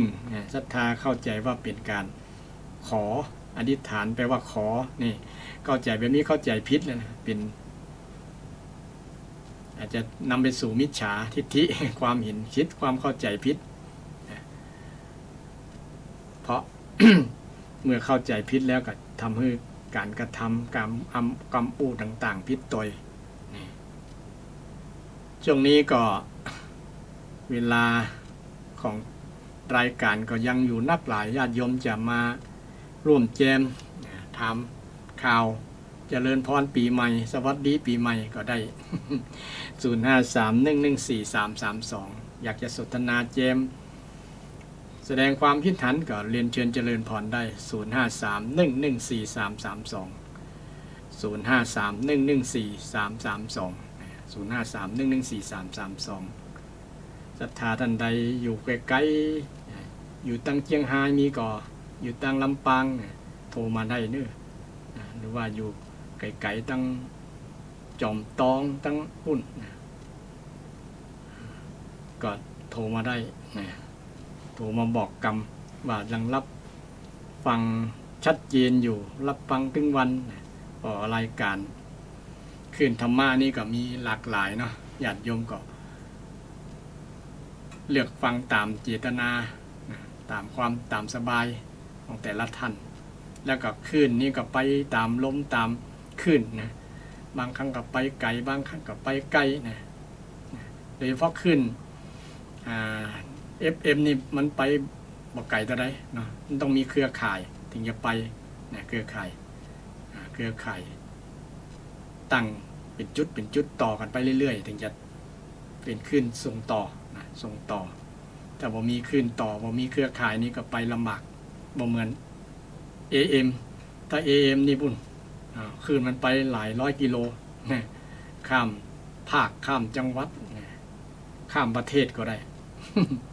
ข้ามประเทศแต่ระบบ FM นี่มันแคบๆนะเฉพาะแคบๆขึ้นประมาณ10 กว่ากิโลนะ10 กว่ากิโลนะที่จะไปไกลก็ด้วยอาศัยเครือข่ายมีคลื่นต่อนะมีเสาหลายๆจุดนะอย่างเสาโทรศัพท์ที่หันตามจุดต่างๆตามอำเภอตามจังหวัดนี่แบบลักษณะนั้นก็วันนี้ก็นำอู้เรื่องการเจริญพรปีใหม่นำธรรมะคำสอนที่เป็นความรักสำคัญทางพุทธศาสนานำมาอู้ศรัทธาญาติโยมว่าธรรมะของพระพุทธเจ้าเนี่ยเป็นธรรมะที่สำคัญกับการดำเนินชีวิตคนเอาขาดธรรมะบ่ได้ญาติโยมไม่ว่าจะเป็นศาสนาใดก็ตามเพราะว่าธรรมะเป็นธรรมชาติเป็นความจริงและพุทธศาสนาเป็นคำสอนที่เป็นวิถีชีวิตของคนทั่วโลกไม่ใช่เฉพาะชาวพุทธ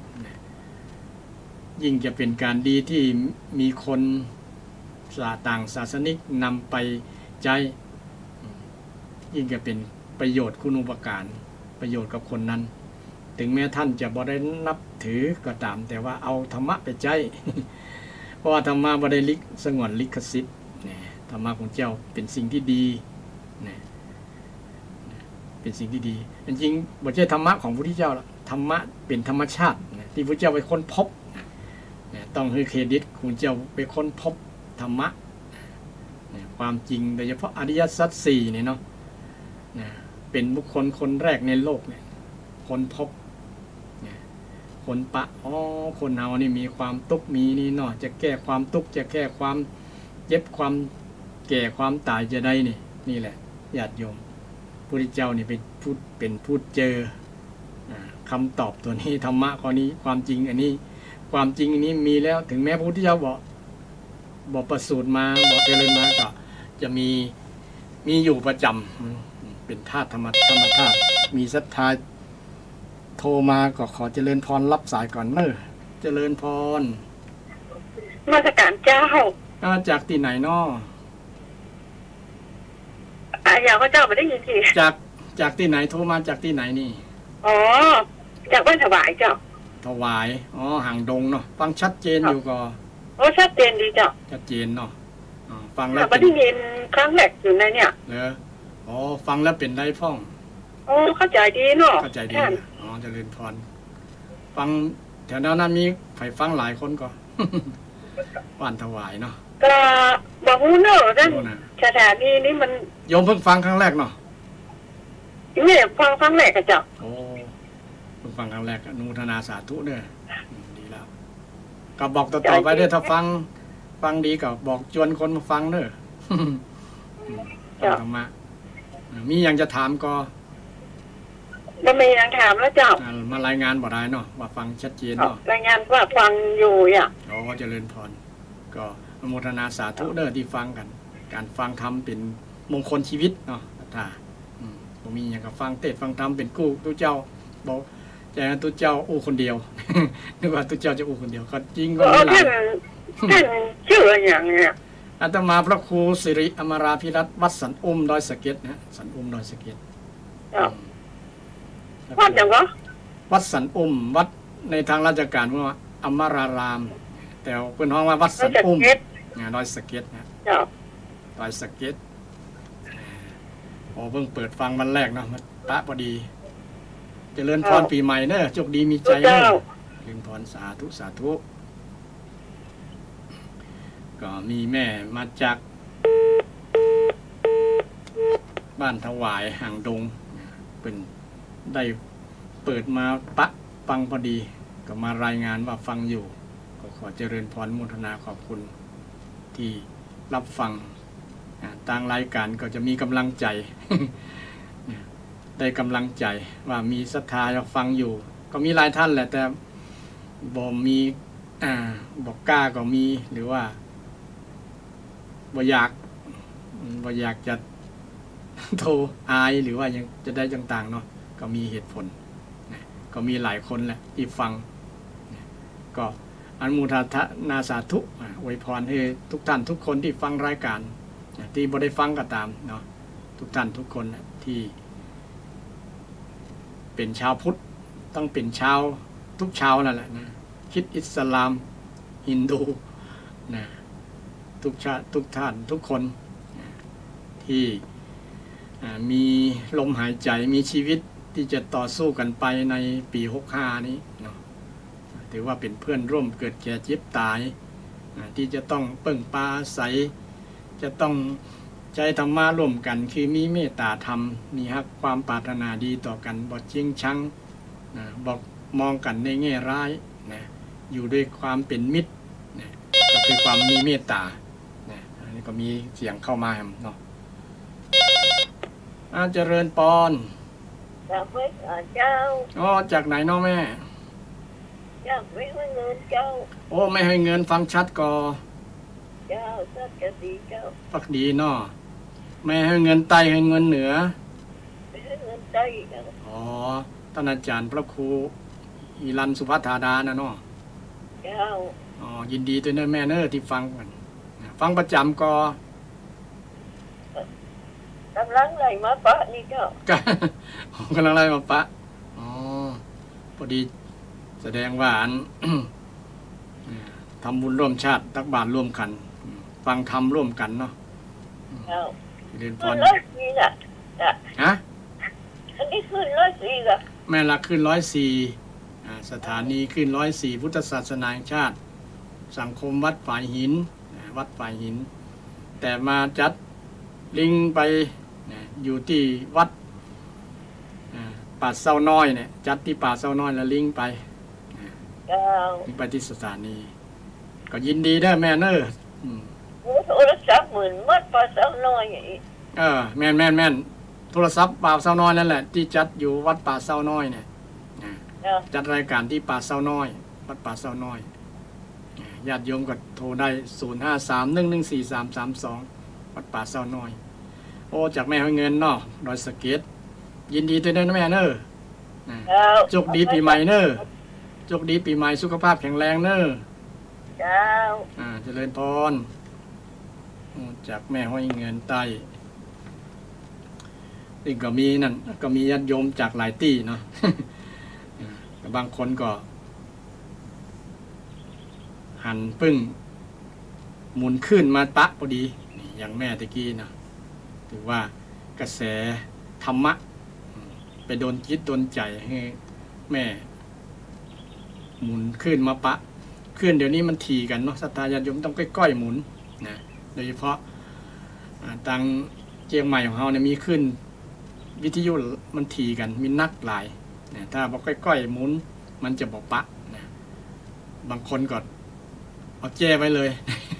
104.5เนี่ยบอกหมุนไปไหนละเพราะว่าเป็นแฟนรายการตั้งแต่เจ้าพวกน่ะตั้งแต่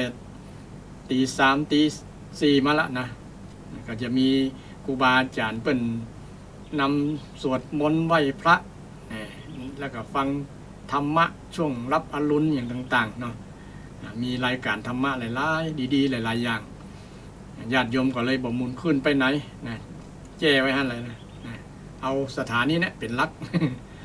ก็ยินดีอนุโมทนาสาธุกับญาติโยมที่ตั้งจิตตั้งใจนะฟังเทศน์ฟังธรรมกันนะเป็นมงคลชีวิตญาติโยมอยู่เป็นกู้กับตุเจ้าเนี่ยเดี๋ยวตุเจ้าจะง่อม หมูจะเทศน์ให้ฝ่ายฟังนะเทศน์ ก็อาตมาวันประจำวันพุธเนี่ยวันพุธบ่ายโมงถึง3 โมงญาติโยมอยากจะฟังก็เปิดคืนที่104.5นี่นะเวลาบ่ายโมงเป็นต้นไป2 ชั่วโมงเต็มๆนะศรัทธาญาติโยมสามารถรับฟังรายการธรรมะเพื่อสืบสานและเพิ่มแรงบันดาลใจจากวัดชัยสถานได้นะแล้วก็อยากจะสนทนาทำรายงานความชัดเจนฟังแล้วเป็นจะได้ถามข้อสงสัยต่างๆเรื่องบุญเรื่องกุศลเรื่องศีลเรื่องทานอย่างต่างๆถามได้เนาะ053-114-332เพราะว่าการฟังก็เพื่อทำให้เกิดได้อานิสงส์อานิสงส์นั้นก็คือหายสงสัยได้ฟังสิ่งใหม่ได้เข้าใจสิ่งเก่าแล้วก็หายความสงสัยบรรเทาความกังขาเนี่ยนะแล้วก็ได้สัมมาทิฏฐิได้สติปัญญาเนี่ยเป็นอานิสงส์ของการฟังได้ความเข้าใจที่ถูกต้องนี่แหละบางครั้งเราเข้าใจผิดนะเรื่องคำสอนทางพุทธศาสนาเพิ่นสอนจะได้สงสัยเรื่องทำมีในข้อไหนก็ถามมาได้ทางรายการนี้ยินดีตอบเพื่อศรัทธาได้หายสงสัยถ้าตอบบ่ได้ก็ขอเอาไว้ก่อน วันหน้าก็จะมาไปค้นคว้ามาตอบเพื่อศรัทธาเพื่อหายข้อสงสัยเกี่ยวกับเรื่องต่างๆโดยเฉพาะรายการธรรมะเนี่ยก็จะจัดเฉพาะวันพุธเนี่ยธรรมะเพื่อสืบสานในวัดชัยสถานวัดท่านอาจารย์พระครูประภัสชัยคุณซึ่งท่านเป็นพระนักเทศน์ที่มีศรัทธาญาติโยมเป็นแฟนพันธุ์แท้หลายผู้หลายท่านตั้งขึ้น96ก็มีขึ้น104.5ก็มีที่ท่านเป็นเจ้าของรายการที่รับมานำธรรมะมงคลมาฝากศรัทธาญาติโยมอย่างรายการนี้เนาะตั้งแต่เวลาบ่ายโมงถึง3 โมงโดยประมาณ2 ชั่วโมงเต็มๆญาติโยมก็โทรมาถามมาสนทนาธรรมได้นะทางรายการก็ยินดีที่จะตอบปัญหาตอบข้อสงสัยหรือว่าสนทนาธรรมกับศรัทธานะอย่าให้ความสงสัยนั้นได้ลอยนวล มีศรัทธาญาติโยมโทรเข้ามาเจริญพร ไหว้จ้าเจ้า โอ้เจริญพรจากตังใดเนาะเนี่ย อยากไปใส่บันทีเจ้า บันติเหรอ บันที บันทิเนาะ อยากไปใส่ ไม่ใส่ ครับ อ๋อ เอาไว้เนี่ย ฟังชัดเจนก่อนแม่ฟังชัดเจนก่อน เจ้าชัดเจนดีเจ้า ฟังแล้วเป็นจะได้พ่อง ความหูดีเจ้า ความมูดีเนาะอ๋อเจริญพร เอา โมทนาสาธุเนอ อ้าว แม่ฟังเป็นประจำบ่ เจ้า แม่ฟังเป็นประจำก็ ฟังเป็นประจำเลยเจ้า อ๋อทุกวันพุธเนาะหรือว่าทุกวันเลย ทุกวันพุธแล้วก็ทุกวันก็ฟังทุกกุศลทุก อ๋ อ อง ค์ ดีละศรัทธาญาติโยมตี เจ้า ตั้งจิตตั้งใจฟังเทศน์ฟังธรรมกันเนาะ ครับ เป็นมงคลชีวิต เอา ยินดีตัวเนอแม่เนอ เจ้าไหว้จ้าเจ้า เจริญพรโอ้จากตั้งเบอร์บ้านทิกับโอ้ฟังได้เนาะอนุโมทนาสาธุจากศรัทธาบ้านอำเภอบ้านทิเนี่ยนี่2 อำเภอ 3 อำเภอแล้วนะมาจากอำเภอแม่ริมจะได้เนาะอำเภอแม่ริมแม่แตงฟังก่อน ญาติโยมสันทรายนี่เนาะได้คงจะได้เพราะว่าญาติโยมอย่างแม่อย่างก็อยู่แถวปานลานเนี่ยนะโทรมาบ่อยนะก็โทรมาบ่อยฟังอยู่นะก็อนุโมทนาสาธุได้ญาติโยมโยมฟังแล้วมีประโยชน์นะได้สาระได้ความรู้เนาะอันอย่างต่างๆที่มันคำจิตคำใจมันบอกเข้าใจญาติโยมถามได้เนาะว่าอาตมาก็ได้เรียนได้ศึกษามาได้เข้าใจแล้วทำความเข้าใจในธรรมะก็นำมาบอกนำมาเล่านำมาอธิบายในคำสอนของพระสัมมาสัมพุทธเจ้าโดยเฉพาะช่วงที่ผ่านมาก็นำธรรมะมงคล38 ประการมาเล่าให้ศรัทธาฟังแต่วันนี้ธรรมะหลายๆอย่าง โดยเฉพาะเน้นเรื่องธรรมะ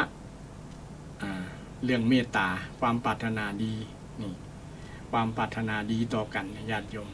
ถ้าคนเอาปรารถนาดีต่อกันนี่นะอันอย่างมันจะดีโมดนะคนในครอบครัวนะสามีภรรยา ปรารถนาดีต่อกันนะความสถาบันครอบครัวก็มั่นคงลูกหลานก็อบอุ่นนะแต่ถ้าสามีภรรยาบ่มีความปรารถนาดีต่อกันนะคือบ่ฮักกันบ่มีเมตตานั่นแหละนะบ่มีเมตตานะครอบครัวนั้นก็คลอนแคลนแยกแตกแยกหย่าร้างกันได้นะลูกก็สามีก็ไปตีภรรยาก็ไปตีนะต่างคนต่างมีไม่ปล่อยให้ลูกว่าเวนะบ่มีตีจะไปนะบ่ฮู้จะไปทางใดอยู่กับคุยกับนะตา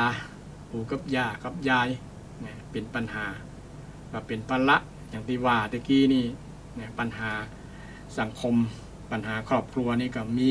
กันกุฏิบอกว่าเฉพาะประเทศไทยญาติโยมแต่สิ่งที่จะทำให้ครอบครัวนั้นปัญหาครอบครัวนั้นมันคลี่คลายมันบ่มีหรือว่ามีน้อยนะต้องนำธรรมะนี่แหละญาติโยมธรรมะของพระสัมมาสัมพุทธเจ้าเนี่ยที่พระพุทธองค์ได้ตรัสไว้แล้วได้ฮู้ไว้แล้ว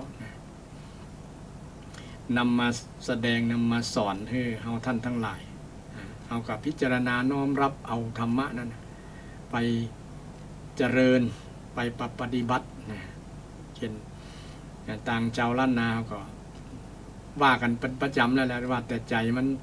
จเฮานี่จะมีอย่างกำอูกำจ่าเฮาว่าก็ เวลาปออาจารย์ปอนั้น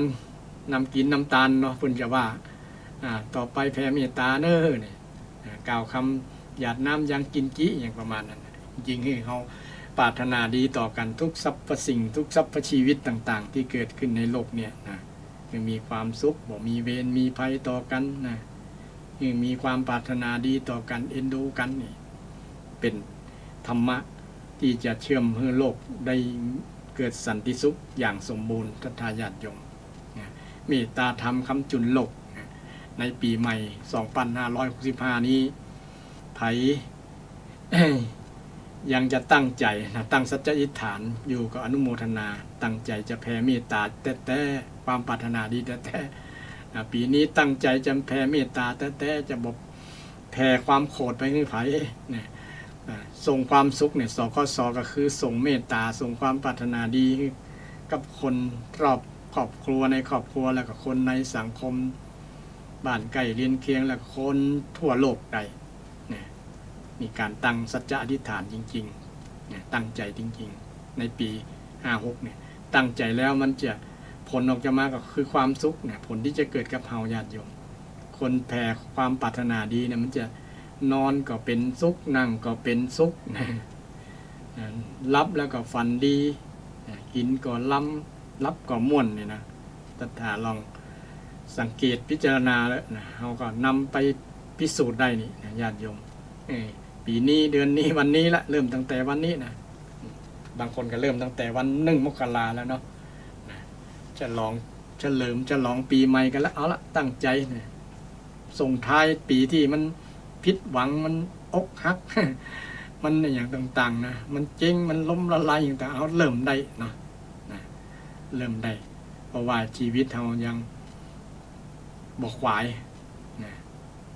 บ่มีคำว่าสายสำหรับผู้ที่จะเริ่มโดยเฉพาะเริ่มการตั้งใจนะเปลี่ยนอย่างอื่นเปลี่ยนได้หมดแต่ญาติโยมเปลี่ยนอย่างอื่นเนี่ยเปลี่ยนบางครั้งเปลี่ยนบ่ได้นะเช่นเปลี่ยนสามีภรรยาเปลี่ยนลูกเปลี่ยนหลานนี่เปลี่ยนบ่ได้ก็ยังอยู่กับเฮาตลอดนะนอกจากจะตายละจากกันแต่มีสิ่งหนึ่งที่เปลี่ยนได้ก็คือเปลี่ยนความคิดเปลี่ยนจิตเปลี่ยนใจเฮานี่แหละเปลี่ยนพศใหม่เปลี่ยนใจหรือยังเพลงยอดรักว่าศรัทธาญาติโยมคือถ้าเฮาใจเฮาคิดบ่ดีนะคิดอกุศลคิดโกรธคิดโลภคิดหลงในปี 2564 ที่ผ่านมาเฮาก็มาเปลี่ยนความคิดที่เป็นกุศลแทนความดีงามความสุขความเจริญก็จะเกิดขึ้นลองไปทำดูเช่นปีผ่านๆมาเขาเคยเนี่ยอย่างต่างๆที่มันเป็นอกุศลต่างๆเนี่ยเขาก็ละไว้นะลอยขว้างลอยทิ้งไปนะเอาขว้างเนี่ย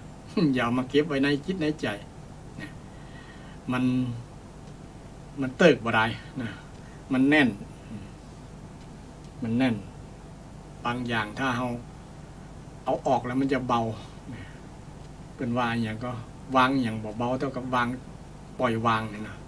ปล่อยวางนี่จะเบาบางครั้งนี่เราเอาอย่างมาใส่ไว้ในใจความโกรธความเกลียดความชังความบ่พอใจที่มันเป็นทำให้ใจมันเศร้าหมองมันบ่สบายบ่ม่วนนะอยู่ในจิตในใจตลอดเอาไปกกไปกอดไว้บนละนะเหมือนมันเป็นของมีค่าของดีนะแต่คนยังเอาไปไว้ในจิตในใจควรจะสละขว้างขว้างไปก็ปี64เริ่มต้นปีใหม่ด้วยเปลี่ยนความคิดคิดดีคิดที่เป็นกุศลคิดเมตตาเนี่ยคิดเป็นกุศลศรัทธาญาติโยมคิดปรารถนาดีต่อกันบ่ได้คิดปรารถนาร้ายต่อกันคนส่วนที่มีปัญหาที่เป็นปัญหาเป็นข่าวเนี่ยมันปรารถนาร้ายต่อกันทั้งนั้นญาติโยมถ้าคนปรารถนาดีมีเมตตากันนั้นจะบอกทำบ่เบียดเบียนกันนะบ่สร้างปัญหาบ่สร้างความทุกข์เกิดขึ้นกับตัวเก่าและครอบครัวและสังคมเพราะมีธรรมะคุ้มครอง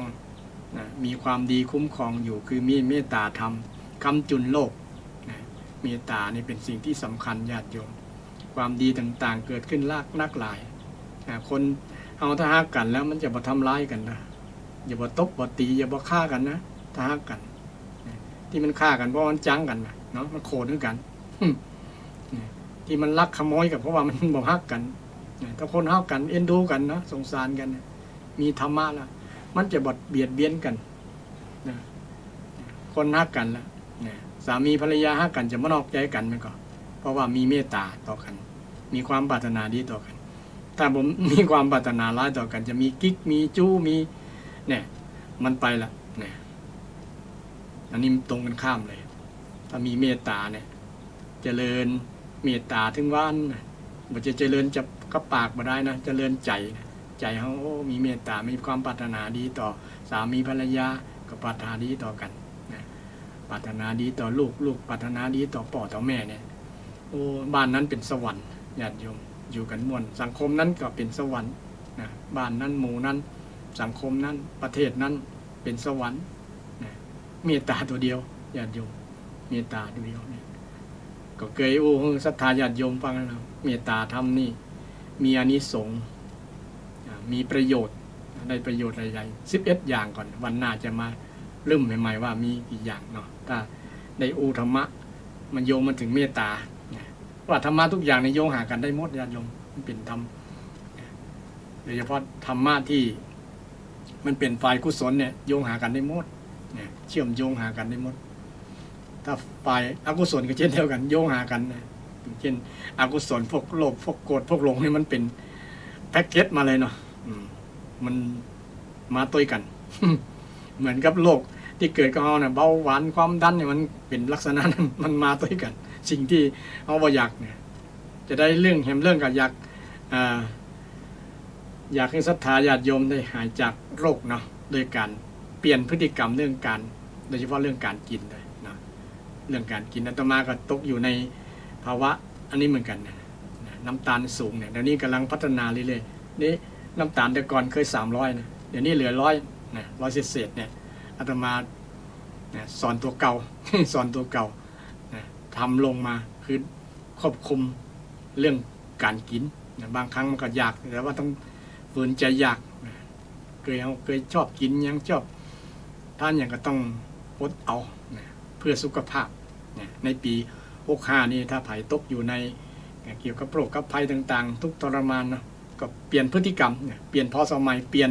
พฤติกรรมหรือยังถามตัวเก่าเพื่อจะให้ชีวิตเขาแข็งแรงสุขภาพแข็งแรงอาตมาได้บรรยายมากับเวลาหมดเวลาเนาะขอนำรายการจากศรัทธาท่านผู้ฟังทั้งหลายวันพุธหน้ามาปะกันใหม่วันนี้ขอเจริญพร